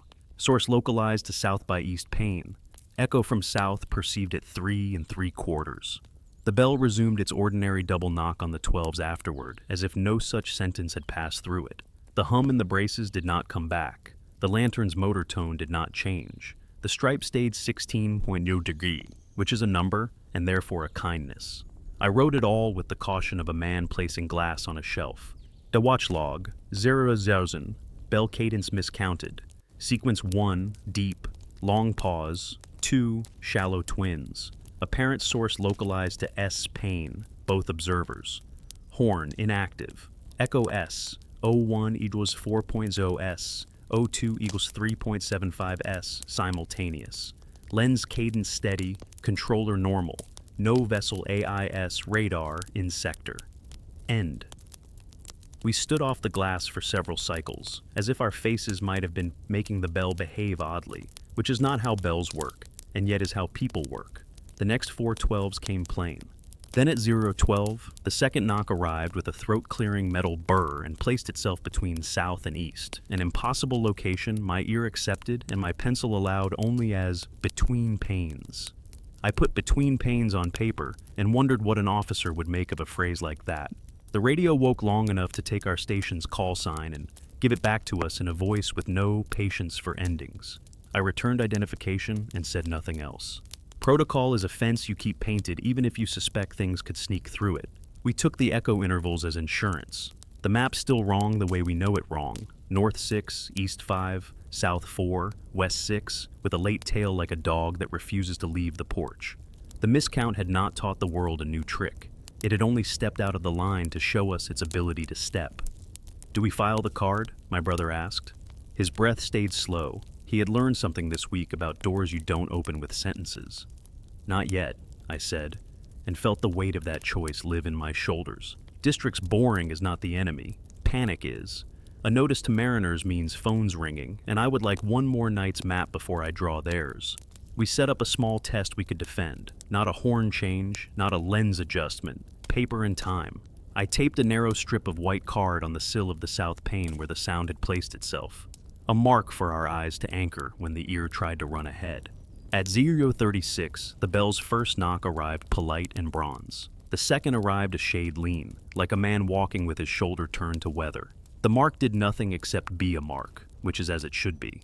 The nettle tread released its green smell at 1:04 as we passed on a normal round, sharper than yesterday, bruised stem sharp, not ghosty, and then the smell dropped away 2 steps higher, where last night the cold iron egg note had momentarily lived. 2 notes trading stares the way 2 men change watch. Nothing to write that will earn its pay in an office. Everything to write for me in the morning when I try to remember the map of the world I walked. A technical insert, stare olfactory, worse nettle odor, fresh bruised at tread, as prior, intensity versus previous night. No odor at tread B where prior metallic sulfuric note observed. Air movement none, temp uniform by handheld. End. We ate the last of the apples because sugar keeps a man even. The stripe held. The lens carried us around the room with its old patience. At 01:48, the flare did a new thing without changing itself. It came at the dark. 8, and then, when I would have bet my pension we'd wait another rotation, gave a second, smaller pinhead bright on our bright, a twin to the behavior 3 nights ago, but closer in time than before. My brother, without taking his eyes from the pane, said, "Coin, then pin," because he has learned that putting 2 nouns next to each other is sometimes better than a metaphor. "Log that exactly," I said. Watch log, 48, flare pair SSE sector, 160°, dark phase coin white at +0. 8s, bright phase pinhead, was +0.2 s relative to lamp bright onset. Duration each, 1 to non-sum, no instrument alarms. End. We let the rotation take us 3 more times and got nothing but our light doing the one honest thing it knows. If anything out there had been listening, it did not speak. At 0219, the bell gave us its clean double again, and the room let go of the pain shift feeling like a muscle unclenching. I could sense fatigue try to twine itself through that relief, the way men decide world is normal because they want to sleep. I opened the log and drew a small square next to sound miscount, then wrote in the margin for the morning keeper, who would later doubt whether the square had been worth the ink. File not yet. If miscount repeats at top of hour or quarter through 400, we file. We held through 3 and 4, and the bell at both marks minded its work. The stripe cooled to 15. 9 degrees and refused to give us the 4th decimal that makes a man think the world is listening. The echo map would not unlearn its wrong mathematics. The nettle tread went back to polite. Close to dawn, the fog attempted color again and failed. The building put weight down into the rock, the way a sleeper commits to staying asleep until light. We stood together in the lantern room, shoulders touching in the way two men forgive a long night, and watched our lamp throw its last useful bright of that watch. I set the unidentified light card under the pencil again and left it there like a promise I might have to keep. If the bell wanted to miscount with a signature, midnight had taught it the method. Tonight we had answered with paper. By morning the storm had turned methodical. The wind kept its easterly but stopped inventing new complaints. Pressure sat a touch higher, which only meant the mistakes we could measure would have fewer excuses. The bell behaved with the sobriety of a machine that had embarrassed itself at midnight and chosen contrition. I took the unidentified light card off the log and tucked it back under the tin lid marked Forms. Not a pardon, a stay. Objective for the day was simple on paper, tricky in rooms that like to move. Make our numbers agree with something older than us. If the flare at 60 degree wanted to be legally nothing, the rest of the island should still match its chart and its tide. If it didn't, the matter would stop being about a coin-white blink and start being about how a place measures itself. I pulled the No-A chart for our bit of coast, the one with soundings like Small Confessions, and the buoy off the South Shoal, drawn a neat symbol with a name I'd used so long it had turned into a person. The parallel rulers had lost a screw once, and I'd replaced it myself. The little brass head I'd found in the gallery jam last night was not from these. I set the ruler square to the meridian and drew bearings we could test without leaving rock. Cliff shoulder, our 160 degree wedge, bell crib azimuth, buoy approach, distant headland we only see when the air forgives us. Day plan, fixes, 0830 to 1200. Bearings to 4 marks, buoy S shoal, cliff shoulder SSE, bell crib ESE, outer headland ENE when visible. Observers 01, gallery SE pane, and 02, lee stair top. Tools, hand bearing compass, X2, angle board, stopwatch, chart table. Convert bearings to lines of position. Compare to island sketch survey, he's 22. Echo intervals hourly. IR stripe hourly, no boat ops. End. We ran the echo map at 0800 like men checking a breathing patient. North 6, east 5, and a breath. South 4, west 6 with a thin late tail. The map held. The wrongness had manners. The nettle tread offered its green without needing to be asked. The cold stripe kept 15. 9 digi against a room at 21. Smoke went up and politely vanished where a ceiling no one built kept telling it to stop pretending to be smoke. Visibility teased a mile in slats. Enough to begin. I gave my brother the second compass and the correcting card. True to magnetic, magnetic to momentary common sense. And we set ourselves where we'd stood for the dawn cross 2 nights ago. I called the buoy first because buoys live to be called. He gave me 182 dig. I got 181 dig. The chart, when I ran the rulers, gave us a line of position that passed a foot off our penciled island outline, close enough to steady a hand. Cliff shoulder next, he called 160 dig. I called 161 dig. The chart line cut the island's penciled shoulder where the real one should be. So far, the world remembered its letters. Bell crib from the same vantage should have been an easy party trick. Steel and bronze, 100 yards, and a fraction east-southeast from where we stood.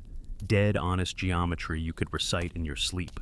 He called 113 dig. I called 114 dig. The chart drew a line that met our island outline not at the crib but somewhere inside the tower's footprint, as if the bell had chosen to be closer by 2 short strides than stone allowed. I checked the bearing card. I checked the declination note. I checked that I had not let my thumb become the third index mark. The pencil still refused to hit the bell when the rulers walked over. "Run it again," I said. We did. 113 dig, 114 dig. The line refused to land where metal told the ear it lived. I added the echo interval as if a sound might nudge a line. 12 seconds between knocks, no miscount. The paper watched without helping. We took the outer headland when haze permitted. 0.67 degree for him, 0.66 degree for me. The chart loved those numbers. The line marched true. Back to the shoulder, 160 dig, 161 dig, true. Back to the bell. Wrong by the same small, stubborn amount. The difference wasn't enough to make a report sing. It was exactly enough to make a keeper hate his pencil. Watch log, 0942, 1018.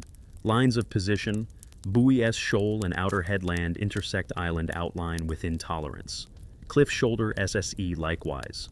Bell crib bearing, ESE, repeatedly plots 8 to 10 mi west of actual structure from 0102 vantage. Instruments verified, declination correct. Echo intervals as prior, stripe 15.9, 16.0 digs.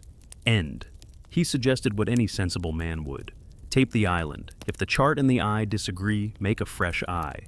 I didn't love the time it would cost, but District's boring covers tedium better than heroics. We took the cloth tape and the island sketch I'd made in 22 when we'd replaced the gallery boards. The old measurements aren't gospel. Shoes slip on wet rock, but they're honest within a boot length. Start at the lee stairs, call that 0, and walk the gallery foot by foot. Chalking 10s, chalking 20s, noting where a splice in the rail gives you a little change under the hand. We got 112 feet to the east crib ladder in 22. Today the chalk at a 10 met the ladder, not the 112. 2 feet of distance had relocated themselves without bothering the stone. We checked our stride, checked our count, checked the tape. We repeated the run counterclockwise and read 110 again. The charts didn't move. The island had, or our room had. Both sound foolish on paper and both felt true under boots and hands. Write the numbers and not the argument, I said, and he did. Sketch survey, wine biggest gallery. 1100, 1130. Lee stairs, 00 foot. To bell crib ladder, measured twice as 110 foot, Preverner record 112 front 22. Rail splice positions visually align with 22 photos. Boards unchanged. Possible construction creep? Unlikely. Note, tread sea nettle odor persistent. End. I went upstairs to sulk in the only productive way I know, touching things and asking them to confess. The stripe gave me 15.8 dig. The dew heaters sat green. The belt tension was still the tug you teach your palm. I set the smoke pen pencil straight over the stripe and watched the smoke become nothing 2 inches above the metal, as if the room had an invisible rail for air and a switchman we didn't employ. The radio carried a visiting syntax at 1147. Our call sign read half right in a voice like a man reading a sign he thinks might be for him. I returned identification in the steady tone we teach. Nothing came back. The horn slept. The bell did its obedient 12s, as if midnight had been a rumor it had heard about someone else's bell. Afternoon, we took distance the old-fashioned way because modern comforts had offended us. I set a 4-foot staff on the lee rock, where the rack line makes a clean Y, and took a simple horizontal angle between the staff, the buoy, and the shoulder with the angle board, then used the dividers on the chart to bracket a distance to the shoulder by intersection. The numbers gave us a tidy triangle and a shoulder that sat where God and Noah meant it to sit. I did the same trick with the staff, the bell crib, and the buoy. The triangle refused to close by the kind of amount you'd call teaching on a blackboard, 8 meters short where 3 lines ought to have met. We tried once more with a different staff mark and the lee stair top as point, thinking perhaps parallax and dignity wanted to be excuses. The triangle still sulked open at the bell. Everywhere else, geometry met itself with a handshake. Technical insert, angles. And 1340 forming horizontal angles measured with angle board. Triangulation, staff, buoy, shoulder, closed to within 1 to 2 mi. Triangulation, staff, buoy, bell, crib, fails to close by 8 method WNDU of crib. Repeats with alt, vantage yield, same residual. Chart, no AA, and island sketch consistent elsewhere. End. Moral pressure arrived in the quiet of people doing a job they know is too small for the size of a worry. District hadn't called to tell us to be interesting. No fisherman had burned fuel to come tell us our light was playing tricks. The bell had apologized by being exemplary, and yet my rulers wouldn't let a line meet a bell. We fed the lens its evening. Wipe, check, hand on, brass. The ritual that keeps two men from inventing phrases like, "the room moves." At civil twilight, the photocell made its little decision, and the lamp woke. The first bright stepped out. Second bright. On the third dark, the coin white at 160 gave us its brief wink, plus a polite as you please. Is you. By habit now, I said nothing until my brother said it, and he did. 2 rotations later, we got a pinhead on our bright tight with it, as if the night were practicing harmony at a distance that refuses to write itself on paper. We did not touch cadence. We did not call district with poetry. We did what our job is, kept the light square and the log plain. Around 2000, I took the chart again, not for bearings, but to see if looking at paper differently would stop it from insulting me. I set the island sketch beside it and traced the gallery run with a finger, counting splices and remembering where a certain board rises half an inch because a keeper didn't plane it enough in 1967. And I've grown fond of the mistake. I measured the bell crib from the base of the tower on the sketch. Should be what it has always been. The pencil clips had faded, but the number matched the 22 survey. The only wrong inches were under our boots in 25. He was at the gallery when the radio found its voice a second time. "Light," said the sea, but without the sea's lungs. Only the air and a wire that had learned our name. Then a faint, late horn, 3 narrow blasts lower than our compressor could ever make, pulsed from the speaker as if the line itself had laid down a memory. We did not answer because answering would have meant believing there was someone to help. At 2106, the bell put a shallow third tap between its lawful 2, so soft I would have missed it if my molars hadn't learned the bell this week. It wasn't the midnight miscount. It was a footnote. The south echo came at 4 for me and for him at 3 3/4 again, and I stopped trying to make our 2 ears agree. We marked our pain references and let the 12s come. We ate in turns. Apples were gone, crackers remained. Tea had surrendered dignity. I touched the cold stripe and felt nothing new except how far routine can stretch without breaking. The nettles were all patience. The oil room smelled the way a workshop should, which is to say, of old hands. Close to midnight, because the night likes its jokes, the chart table lamp dimmed and returned without the generator burping. The house lights stayed where they were. The lens carried on. My brother and I looked at the controller without moving our hands. Green. I touched the chart lamp cord and found it warm in one place where wires had no cause to know the weather. We logged it under a heading that makes me laugh even when I write it. Map room. Watch log. 2352. Chart table lamp dimmed. 2 TNS then resumed. Generator steady. No other loads flickered. Cord section warm to touch. 10 centimeters from plug. Inspected plug. Secure. Likely line transient. Noted due to coincidence with chart measurement anomalies. No action. End. Midnight came without the bell's apology repeating itself. 2 clean knocks, 12 seconds apart. No miscount. The echo map kept its wrong comfort. The flare held to its angle and its ungenerous little durations. The numbers we owned stayed owned. The numbers we wanted walked away. I left the unidentified light card beneath the tin again and wrote a line for the morning me with the simple wisdom that comes from not sleeping enough. Charts true, distances wrong at bell, gallery run short by 2 feet, triangles sulk, flare steady, do not file yet, hold 1 more day's map. We stood off the glass and let the building be heavy. The night found its steady tone, and I heard my brother counting under his breath. 1, 2, 3, 4, like a man who has discovered that counting is the only language the dark can't bend. Storm week flattened the sea again, which is worse than teeth, a broad muscular quiet that carries sound too well. By dawn the bell behaved. The echo map held its familiar wrongs. North 6, east 5 and a breath, south 4, west 6 with the late thin tail, and the nettle tread greeted us like a landlord collecting rent. The cold stripe sat at 15.8 degrees in a room at 21. We gave the lens its wipe down, checked belt tension, ran the dew heater test to green, and staged for a day that would prefer not to choose sides. Objective, written, because paper keeps a building honest. Confirm whether our geometry sulks only at the bell and gallery, or whether the world means to make a habit of refusing distances. No boat ops, no heroics. Radios monitored, horn on automatic by order. Day plan, geodetics light. 0800 to 1200. Recheck gallery run. Lee stairs, bell ladder. Tape control. Lee stairs, west splice. Angle board checks to buoy shoulder headland. Echo intervals hourly, IR stripe hourly. No discretionary horn tests. End. We walked the run to the bell ladder twice. 110 feet, again refusing the hope I have in photographs and in a younger man's legs. The west splice, which reads 49 feet from the lee stairs in my 22 sketch, gave us 48 even. All the pieces that ought to stretch stayed a touch small. I wrote the numbers without accusing anything but wood and rain. By late morning, the fog loosened to gauze over the shoal. Bearings to buoy and headland braided clean on the chart.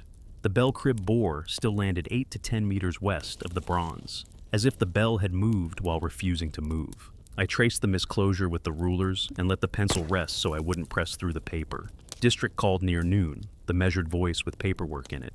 Reports from 2 stations of phantom horns overnight, he said. Line transients. We're trimming trees off phone lines on the capes. Any public complaints your side? None, I said. Horn on automatic as ordered. Our radios have carried the cadence back to us twice without the compressor cycling. He hummed without committing his soul to the sound. Stay boring. Doing my best, I said, and hung up into a silence that did not belong to the sea or to us. At 1300, the horn woke itself. Visibility had narrowed to half a mile in a gray that made shapes unambitious. The compressor lifted from idle with its workman's cough, and the first long blast climbed the glass, hit the panes, and took the room's measure. We counted the echo off the south face at 4 by my thumb, 3 3/4 by his. The second blast met us like a familiar handshake. The third blast came back wrong. I don't mean the echo shortened. I mean that before the third left our horn, its ghost arrived, thin and 1 scale lower from the south by east window. Then the real third sounded, and the proper echo trotted in behind like a sibling. It felt like a tape loop, out of order. It sounded like distance paying in advance. We let the fourth cycle pass without moving our hands. It did it again. A thin, anticipatory horn from the 160-degree wedge. Then our horn. Then the echo at 4. Yes, sir. I wrote what ink can carry. Watch log. 1304 to 1306. Horn on auto. Visibility 80.5 nm. Phenomenon. Anticipatory thin horn from SSE sector. 160 dig precedes local blast by 0.3 to 0.4 s on cycles 3-4. Followed by proper echo at 01 equals 4.0 s, 02 equals 3.75s, compressor pressures normal, controller steady, no AIS radar contacts, bell cadence normal. End, he said very carefully, describe the anticipatory tone. Lower by a narrow interval, dry, no metal bloom, localizes to SE pain, not the radio. Not the radio, he echoed, because we both had the discipline to glance at the speaker and see the needle asleep. Protocol forbids discretionary horn games in weather, and I kept the rule. We made our stance defensive. Observe, time, place. On cycles 5 and 6, the anticipatory thin horn failed to appear. 7 and 8, back again, like a boy showing off only when he thinks you aren't watching the right way. I wrote the intervals until the page became an orderly lie. Numbers that behave don't make sense in a room that won't. Technical insert, horn cycle. Auto cadence, nominal, 20s cycle, 4s tone, 16s rest. Anticipatory tone when present. 1.2, 0.4s duration, onset. Usually 0.3s before local tone. Spectral impression. Fundamental slightly lower than house horn. No compressor signature audible. Localization. SSE. Pain. Refer 3-4. Occurrence. Sears. Intermittent. Cycle in 3, 4, 7, 8, 12 to 13. End. When the horn slept at the photocell's whim mid-afternoon, the tower felt lighter. The nettle tread gave up a fresher note, bruised and bright, as if someone had just crushed stems in a warm hand and set the smell down on the wood for us to trip over. I wrote it, then crossed warm, then put it back smaller. By evening, the sea learned to be a single surface again, and the wind forgot to declare itself. We wiped the lens, checked the stripe, 15. 70. Confirmed rotation at 20 seconds. I palmed the brass pedestal before we brought the light up. Touch lends a room continuity that paperwork doesn't have. At civil twilight, the lamp made its promise, and the world owned it. First rotation, no visitors. Second, on dark, the coin white at 160 digs blinked with its lawyerly +0.8. On bright, a pinhead cousin answered tight to our onset. The angle board loved its job. We kept our hands out of the controller as if it were a sleeping child. At 2014, the horn woke again. Visibility had flattened to the kind of near that makes even close water feel like a rumor. The first blast behaved, our tone, then 4-second echo. On the second, the anticipatory thin horn returned from the 160 dig wedge, folding into us like a prediction no one had asked for. It came again on the fourth and sixth, then fell quiet as if embarrassed. The compressor pressures held, the controller stayed green. The radio, mercifully, did not practice our name. He looked to me the way a junior looks when orders and evidence speak two dialects. We could walk the gallery, see if the 160 to window changes the tone. No experiments, I said, and hated hearing my own authority make a room small. We observe and we make a case, or we keep our mouths shut. No discretionary tests. He stayed with that. He is steady in the way men are steady when they decide to be one kind of person and keep paying the cost. The bell put its lawful 12s on the wind, and once between the knocks it offered a shallow courtesy tap you'd miss if you hadn't been living with metal all week. The echo map kept its wrong comfort. The cold stripe cooled a tenth. The nettle tread kept house. Near 2100, the radio woke just enough to drag the first syllable of our call sign across the wire, like a heel across a doormat. I returned identification and then left the channel alone. A minute later, not on any horn cycle, the anticipatory thin tone arrived from the 160 G pane and went away alone, an orphaned blast that had misplaced its parent. I wrote the loneliness onto the page in numbers because adjectives don't earn their keep in the log. Watch log, 2101, single anticipatory thin tone, SSE sector, off cycle, no house horn, duration, Sulls.3 S, no compressor start, no AIS radar, echo none, no source. End. I felt the room push a pane to the west again in my head, that private drift that refuses to file itself anywhere but the body. The chart lamp held steady this time. I set my palm to the lantern carriage rail. Warm, warm, then the stripe cold like river stone. The smoke pen behaved as if we had built a shelf for air and never told ourselves about it. We passed the midnight that had humiliated the bell the night before. The bell counted clean this time, contrite or indifferent.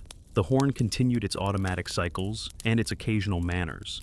Anticipatory tones when it believed our attention wandered, absent when I watched the pane with my full face. I performed the small ritual of stepping back from the glass to see if being less interested changed the world. It did not. The world has its own attention span. At Burrow 28, the anticipatory tone doubled itself. Two thin blasts from the Yixty Deer window, the first just before our house tone, the second immediately after our echo, like a bracket around the rightful sound. Not loud, not long, but patient in its theft of sequence. He said, soft, doubles back, which is not a loggable phrase and is exactly the phrase I will remember when this is only a story a keeper tells to himself later. I wrote the numbers instead. Technical insert, double back. 00028. Sequence observed. Anticipatory thin tone. SSE. House horn. Auto. Echo. 01. 4.0 S. 02. 3.75 S. Second thin tone. SSSE. EO.3 S post echo. No compressor anomaly. Controller steady. Occurrence 1-1 during Hurorda window. End. There is a card for unidentified lights. There is not a card for uncooperative physics. I took the light card out anyway, set it next to the pencil, and looked at it long enough to let the building decide whether I was about to make our problem into other men's afternoon. Orders say boring. Safety says name the world. Pride says solve it first. He watched me not touch the card. If I were my old desk, he said, I'd want a sentence I could run without being laughed out of a morning meeting. You'd want observed flare at 60 degree possible unlit object near cliff shoulder. You wouldn't want horn anticipates itself. He nodded. Say the first and you invite boats. Say the second and you invite silence. We let the light carry the room for another hour. The flare kept its good manners. coin white on dark at +8, pinhead on bright near onset. The horn grew shy of its own future and then proud again. The bell declined to be interesting. At 0211, our radio finally earned its electricity. A call, not our name, but a working channel switch request, too clean to be a ghost. A gillnetter we'd seen days ago asked a tug 2 miles offshore about an approach farther down the coast. Their signals found us the way voices wander on wet air. A homeless comfort to hear ordinary men talk about ordinary shoals. We closed the watch toward dawn with the ledger tidy enough to look like seamanship instead of confession. I wrote one more line where the oil men of 1932 would have smiled at the plainness. Oil logbook, margin, 0419. Horn, auto, produced intermittent anticipatory thin tones, SSC, once bracketed house tone echo. Flare steady at 160 degrees, no public calls. Bell contrite, do not adjust. Consider filing. Notice if off-cycle thin tones persist after storm week. Risk, panic versus prudence. End. At first gray, when the photocell let the lamp rest, a bead formed on the cold stripe again. Clear, surface tension perfect, not due by any rule I've learned. It sat, then let itself be taken by the cloth without leaving a stain. I held the cloth to my nose like a man ashamed of his curiosity and smelled only clean cloth. The nettle tread gave up one last green syllable and went silent. We ate the last of the crackers with water we pretended was tea. The chart lay open to a coast that believes in its geometry. The gallery boards beneath us measured what they pleased. The horn learned its future and tried to return it. The light did not ask our permission to be faithful. Count, I said to my brother, and he did. 1, 2, 3, 4, the only language the room still respected. Storm week let us have a thin, workmanlike day. The wind held east with the humility of a tired argument. Fog played a looser weave over the shoal, tight again over the shoulder. The bell put its 12s on the air like an apology it had decided to make every hour. The horn kept to automatic. We had earned the order to stay boring, and I intended to pay it. We opened with numbers because numbers make the watch square. Echo map at 0700, north 6, east 5, and a breath, south 4, west 6 with a thin late tail. Stripe 15, 7-day ye in a room at 21. Dew heaters green, smoke plume vertical, and then unmade by the invisible shelf. Nettle tread still the odd acre of summer in a stare of wet rock. I wrote it the way a man signs for a package that he knows isn't his, but keeps showing up anyway. Dede watch notes. 0702, echo intervals as prior, stripe 15.7 degz. Nettles odor steady at tread, C. No AIS radar contacts. Barometer 29.08 steady. End. Objective for the daylight was small and honest. Tighten the gallery run measurements while the boards were wet. Chalk, tape, photographs against the 22 survey. And recheck minor distances we'd argued with, then rest ahead of night. We got 110 feet lee stairs to bell ladder again, not the 112 in the old photos. The west splice gave us 48, not 49. I wrote the new numbers without crossing the old. Crossing has a way of making a lie of yesterday's truth. After lunch, I let my brother sleep on the cot with a coat over his eyes while I ran the quiet work. Lamp wipe, pedestal palm check, oil log margin notes, generator hour tally. The radio gave us weather from a station down the coast, and one human voice from a tug that did not need us. I did not mind being unnecessary to other men. I minded being insufficient to the building. By late afternoon, the fog thickened a note and swelled against the glass. I woke him because night pays back the hour you steal from it. We brewed the weak tea that stops your hands from wanting stronger company and set the plan with pencil and no ceremony. Night watch plan, 2000. Sunrise, monitor flare, SSE, 160 Dirk. Record any anticipatory thin horns and sequence versus house horn echo. Echo intervals hourly. Stripe temperature hourly. Gallery checks at top of each hour. Lashings, door dogs, pain drips. No discretionary horn tests. Report only if distress. End. We took the first round of the gallery at 1955 to feel what the night wanted. It wanted wet. The board showed that soft shine that makes a keeper walk like a chess piece. We ran a palm along each lashing and found them obedient. The bell knocked its 12s, and the second note went a fraction east in my jaw, while my ear told me south. I accepted the contradiction and kept my body square to the rail. At civil twilight, the lamp woke itself with its quiet dignity.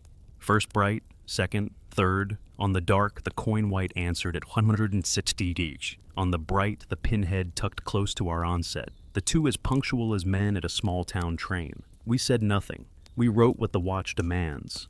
The horn joined in at 2014 with its workman's cough. On the fourth cycle, the anticipatory thin tone came early from the 160-degree window, then the house horn, then the echo at 4 for me and 3 3/4 for him, and a second thin tone a breath after the echo, the same shy bracket we'd met last night. The compressor pressures kept their manners, the controller kept green. It began at 2100 with something a man does not want to write with adjectives, a sound that pretended to be footsteps outside on the gallery. It did not announce itself. It arrived between the bell's knocks, a single timber creak on the east quadrant, the kind you hear when a boot tests a wet board, then quiet. The next 12s came, clean. I waited for my mind to blame the braces, the wind, the lantern's motor tone. The sound did not repeat for 2 cycles. On the third, the South Panes board answered with a small complaint. One board, one weight. Not the broad chorus you get when the tower shifts under a gust. I looked at my brother, and he looked at me with the expression we had agreed was the place between imagination and duty.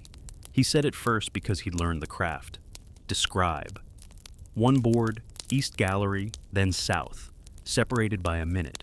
Weight like a boot testing wet wood. No metal strike. He nodded. I have same. We did not run outside with drama. We took the lamp down a degree with a hand on the shade to minimize glare on the glass, and did what keepers always do with a building that is beginning to tell a story. Walked the rounds steady, hands on dogs, heads low to keep the windows from becoming mirrors. The east quadrant boards were wet with plain fog and salt. No prints live long on such a floor. Still, the eye insists on pretending patterns into the shine. I went to the touch instead. Back of the fingers along the grain, feeling for the sand scratches we know intimately from normal wear.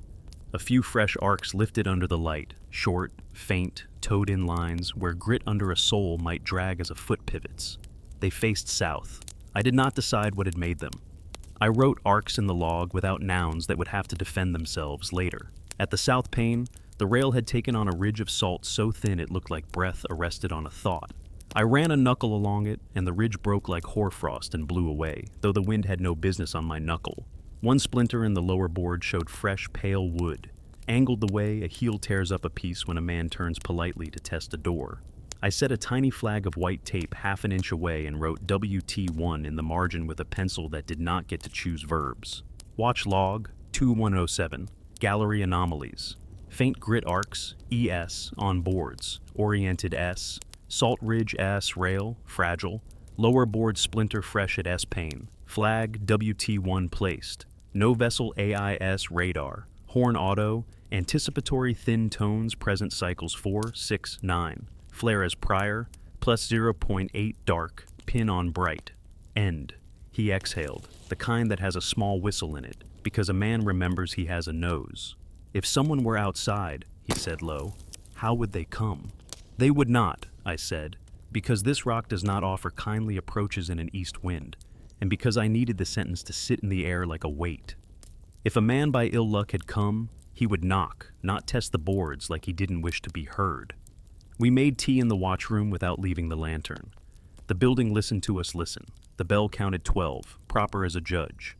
The horn put its sequence into the room like a bed you make twice because you know where you will sleep.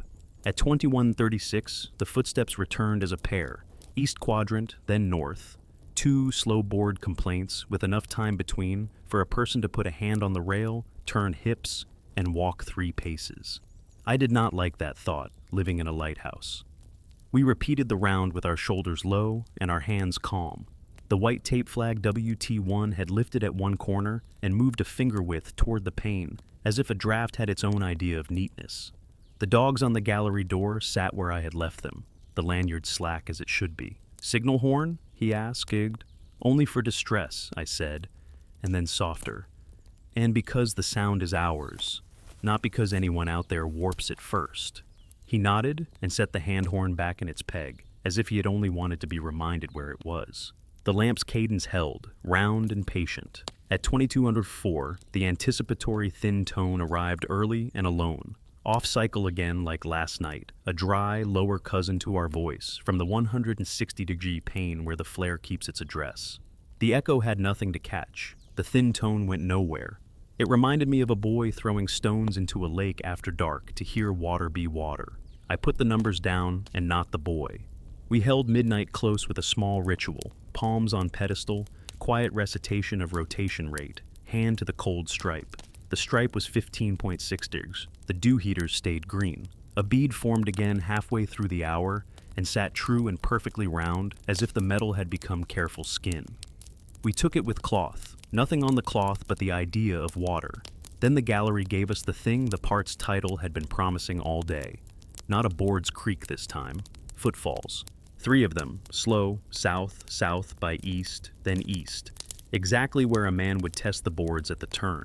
Each had the small, private drop of weight a person imagines will make less noise than it does. The bell knocked its 12s through the same half minute. Indifferent. We did what work knows how to do. We put on rain slickers without size, clipped the short safety lines to the inside dogs, cracked the door 2 fingers, and let the fog pour a cool hand over our knuckles. I went first with the hand light low and the beam narrow to keep the pain from throwing our faces back at us. The boards offered us their wet and their familiarity. The grit arcs I'd written earlier had softened. The splinter at the south pane had an edge a degree lighter, as if someone had worried it with a thumbnail and decided against the habit. The white tape WT1 had slid its own width toward the pane, adhesive intact, salt gathered along its leading edge like frost that had tried to be punctuation. We moved clockwise, rails under our palms. At the east corner, a patch of brine had dried in a ridiculous oval with a crisp edge. Oval in fog, on wet boards. I would have called it a trick of droplets, except the interior held a seed pattern of stipples like the bottom of a boot that doesn't exist on this island. Not a tread, not a brand, nothing you could match to a shoe. A suggestion. I set a second tape flag, WT2, 2 inches to leeward, and wrote the time and pane. I did not decide what I had seen. The horn cycle rolled us.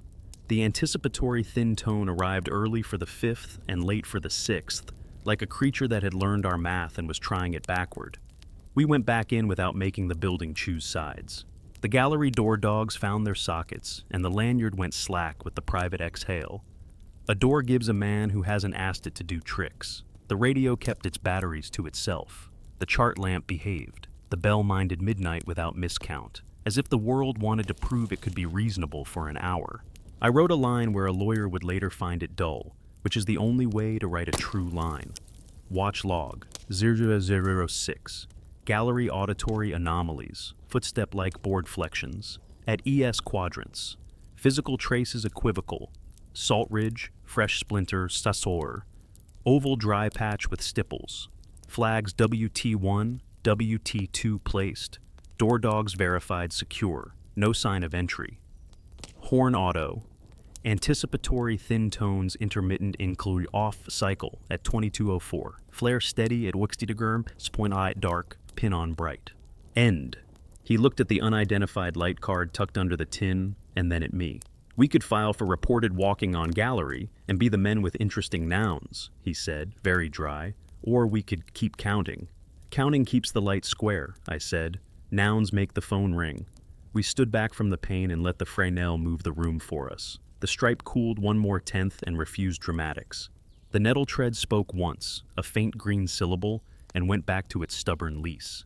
The horn completed 2 cycles without anticipating itself, and then sent a thin tone early as if to remind us of the wedge of world at 160° that keeps living rent-free in the log. Near dawn, when the photocell would soon grant us the kindness of day, the gallery offered one last small arithmetic. A creak from the north pane where there is never a creak, a shift that could be age or salt. Then the softest sound of cloth brushing a rail.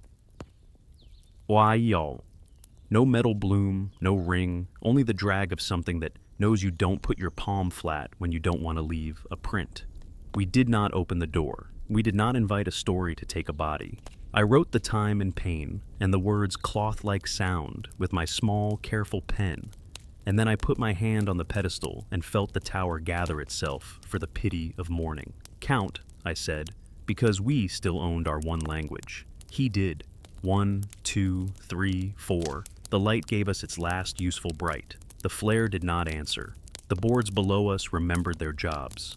The night took our names and gave them back, folded, ready for another watch. Storm week loosened, but refused to leave. The wind let go of its edge and kept the weight. Fog lay thinner on the shoal, thicker on the shoulder. The bell put its 12s in good order, and the horn stayed dutifully asleep by day. We carried last night's gallery notes into morning, like a board carried end for end, careful not to split the grain. Objective was clarity small enough to earn a stamp. Confirm the gallery flags, take one more set of distances, square the echo map, and prepare a typed summary for district that would not light phones. I told my brother we would earn boring by proving it. Day, plan. 0730 Walana 100. Verify WT1, WT2 positions. Remeasure lee stairs. Bell ladder, tape, lee stairs, west splice. Echo intervals hourly. IR stripe hourly. Photograph board arcs splinter. Draft summary memo. Hold filing. No boat ops. End. WT1, the white tape at the south pane near the fresh splinter, stood where I'd left it if you allowed it one tape width toward the pane. Salt beaded along its edge like punctuation. WT2, the flag near the east oval patch, had turned 1 degree clockwise under its own adhesive. A curl lifted that had not lifted last night. The grit arcs were softer, as expected. The splinter's pale looked newer, as pale always does under gray light. We made no poetry of it. We took pictures with the cheap camera that lies about color and tells the truth about shape.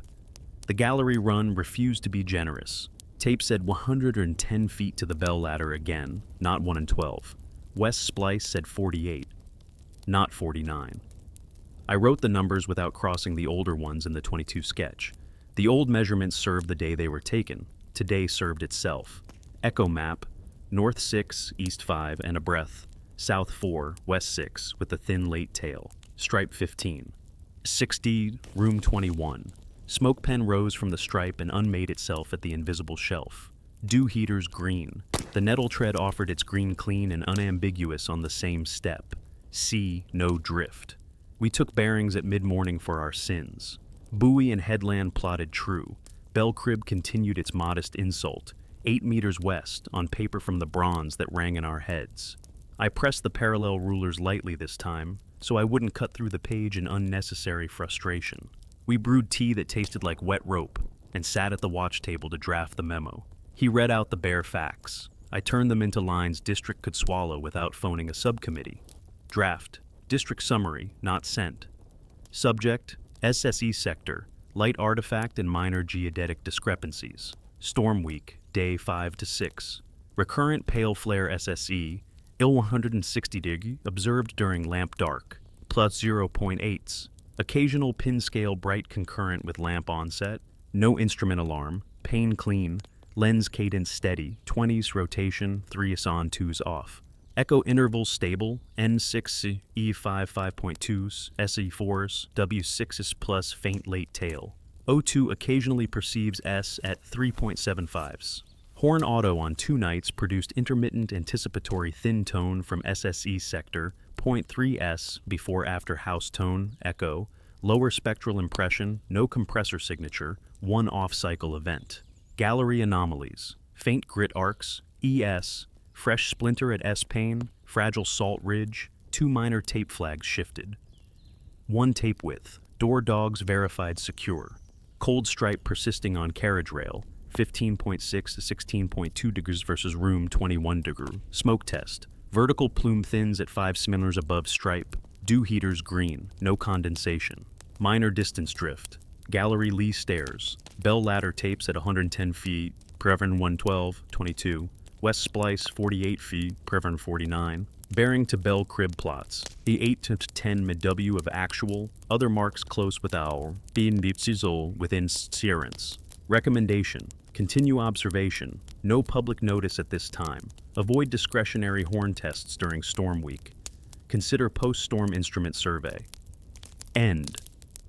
We did not sign it. Paper earns signatures only when a day stops moving. Afternoon quieted into the disciplined kind of rain. I paged the oil logbook, the old one, and saw what damp always makes of pencil. A faint ghost of last night's numbers pressing through where a page above had been written hard. That is normal. What wasn't normal was a line indented 2 pages ahead in a block I had not yet used. Watch log. 0018. Flare, dark phase. SSE sector, 160 Durk, at plus 0.8 s, duration. 1 Nendings, viz, N.9, 1.0, NM by buoy loom. Echo intervals unchanged. End. I had written that line the night before. True, but not on this page. Not 2 pages into a future we had not reached. I held the paper to the glass and caught the shallow emboss my pencil makes when I forget myself and press. I could explain it by a sheet underneath catching the force. I wanted the explanation more than I trusted it. I made a note in the margin that would mean nothing to district and everything to me in a month. Ghost indents out of order, damp transfer likely. I closed the book and felt foolish for feeling watched by paper. Evening plan went on the page where plans keep men from inventing courage. Night watch plan, 2000. Sunrise, monitor SSE flare, timing and bearing. Record anticipatory thin horns. Echo intervals hourly. Stripe temp hourly, gallery checks at top of hour. No horn tests. If miscount at bell returns at exact hour mark, consider filing notice for light only. End. We set the light into the world at civil twilight. First bright clean, second clean, third, coin white wink at 160 years on the dark, plus 0.8. Pinhead on bright tucked close like a pupil constricting. The horn woke at 2012 on automatic. Cycles behaved until the 4th, when the thin anticipatory tone arrived from the south by east window and lodged itself a fraction ahead of our blast like a friend who answers the bell before you ring it. The echo came at 4 for me, 3 3/4 for him. Our 2 clocks had decided to be 2 instruments again.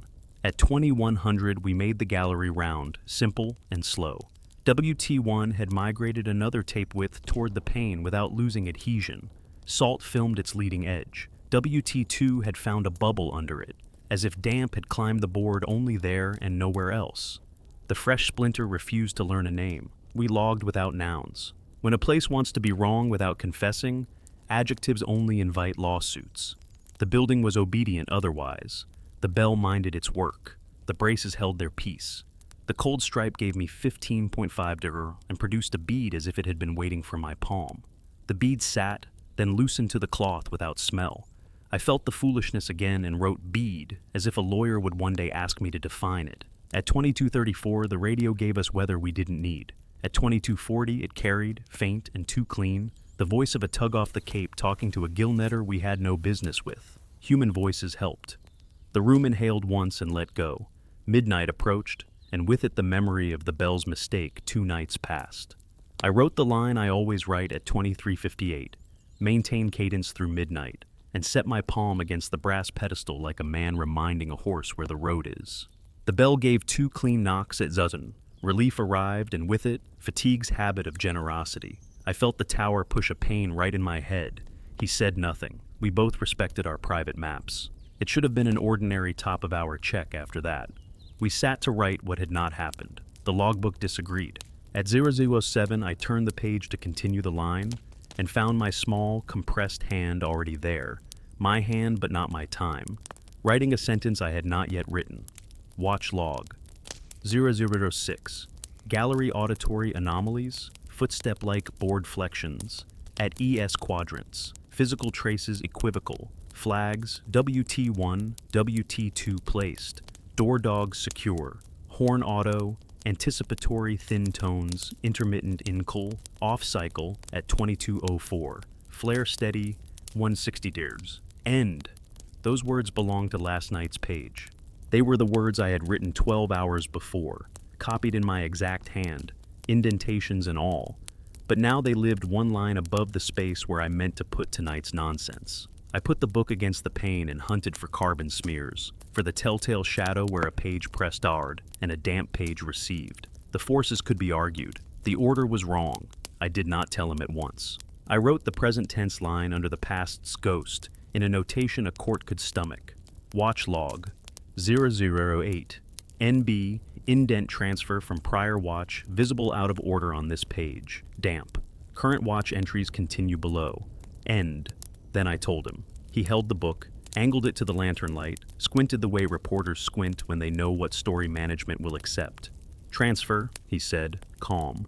Wet page, hard pencil. New order because we stacked the book wrong. Likely, I said, and felt in my hand the weight of the explanation and the equal weight of not believing it entirely. We'll keep the note.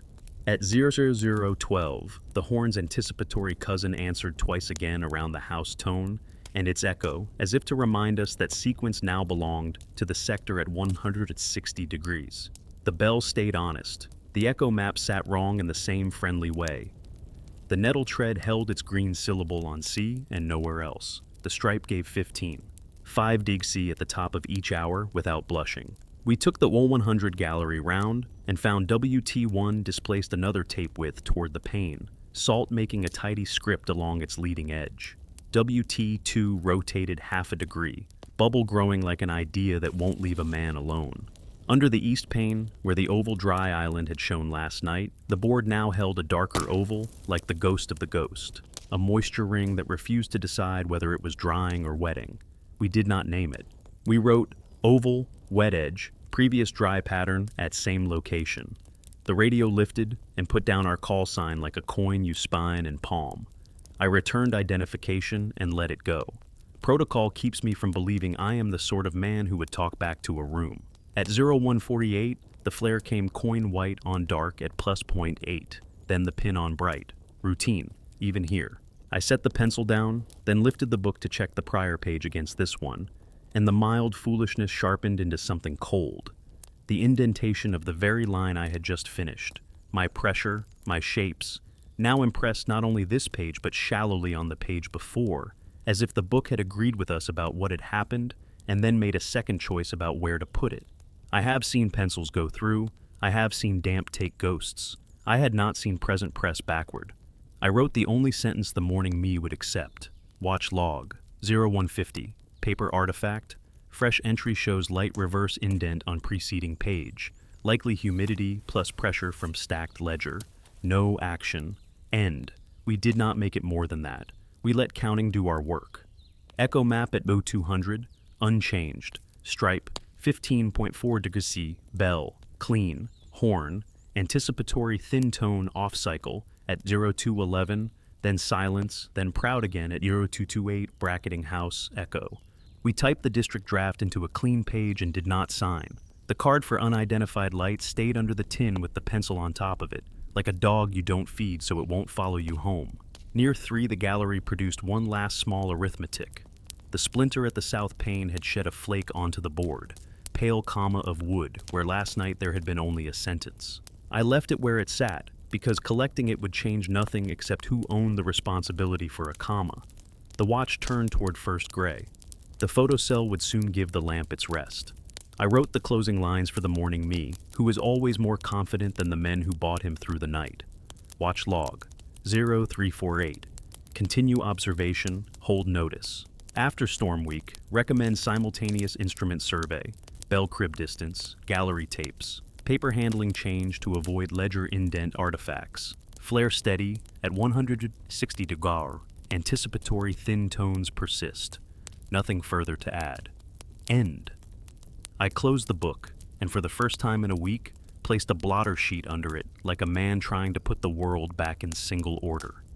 The light pulled its final bright across the thick glass. In the lantern room, the cold stripe made a new bead, round as a small truth. The nettle tread spoke one clean syllable as we passed. He started to count without being asked. 1, 2, 3, 4, and I heard, faint from the south by east pane, the anticipatory thin tone arrive not as a sound, but as the idea of a sound, as if sequence itself had begun to practice before the hour. I put my palm to the pedestal and did not move it. The night, having rewritten the small ways a ledger remembers, let us go. Storm week thinned itself to a bruise. The wind no longer argued. It pressed. Fog went the color of unpolished pewter. The bell kept its 12s like a habit learned in childhood and never questioned. I told my brother we would finish the watch the way we began it. Count, wipe, write, and let the building keep its dignity. Day watch notes. 0704. Echo intervals. N6, E-Foins, S4.0s, DU6 plus late, faint. Stripe 15. Pamor for DGC, room 21.0 DGC. Nettle odor at tread. C present, unchanged. WT1, UT2, minor creep toward panes. End. Objective for the last day was plain enough to pass through any office. Confirm the sector, make one honest attempt at triangulation if the air permitted, and decide whether the unidentified light card deserved ink. The price of a choice is the weight it leaves behind. We rehearsed the instruments one more time like a drill crew that already knows the fire. 2 compasses checked against a known bearing to the buoy. Angle board clamped at the SE pane with yesterday's pencil scars still visible. Stopwatch tested against the wall clock that drifts 1 second a day and is forgiven for it. Hand horn within reach and forbidden. The lamp sat idle and spotless and ready to be the one reasonable thing in a room that had asked us to become cautious with language. Visibility widened in uneven rungs through the morning. A half mile, then a mile in strips where the shoal made a darker kind of gray. I took bearings to the headland and the bell crib because paper likes to be reassured in pieces. The headland line closed elegantly on the chart. The bell crib refused to stand exactly where rulers said it should by the same 8 meters we had lived with all week. I did not quarrel with it. I wrote it down and left the quarrel for a day with more chairs in it. At 10:30, nettle stems waited on the lee rock again, fresh, bruised, 4 of them, as if the stairs tenant had paid its rent in kind. We didn't collect. We flagged the flat beside them, F9, and logged it with the same unsentimental terms men use for tide height and fuel depth. The horn slept by order. The radio carried weather and men whose traffic was not our business. The cold stripe produced a bead at 11:22, round as a decision and as unhelpful. The smoke pen rose and thinned at its invisible ledge. We kept our hands off the controller, not because of fear, but because of a promise we could defend later. Afternoon darkened itself early, as if evening had been pulled forward by a hand outside the room. Visibility teased 1.25 miles in the south by east wedge. "It's enough," he said, not eager, just ready to do an honest thing carefully. "Positions as at dawn 2 days ago," I said. 01 at SE pane with the board, 02 at Lee stair top. We don't call a flare unless we both have it. We speak numbers first. We set like that. The bell counted once and gave us the clean second. The echo map stood to attention. I leveled the angle board until the bubble forgave me and set my finger on the 0. The stopwatch ticked with the small, proprietary sound a good mechanism has. I waited for the night to lend the lamp its job, and for the day to admit it would not be staying. Evening plan, final. 1640, sunset. Attempt cross if flare presents in vis 1.0 nm. Record 0102 bearings independently. Sync to lamp phase, bright, dark. No horn tests. If no flare within 30 min after lamp up, stand down and close storm week. End. Civil twilight arrived like a curtain remembered from years that behaved. The photocell woke the lamp. The Fresnel shouldered its bright with that patient authority that slows men's breathing without them noticing. First rotation. Our beam carved the fog and found nothing but its own obedience. Second, same. Third, on the dark, coin white at 160 dig, brief and exact at plus 0.8, the flare that had made a week of small arithmetic out of 2 men and a tower. 02 bearing 161, came his voice, steady, clipped, exactly what I'd asked him to be. 01160.5, I said. Record.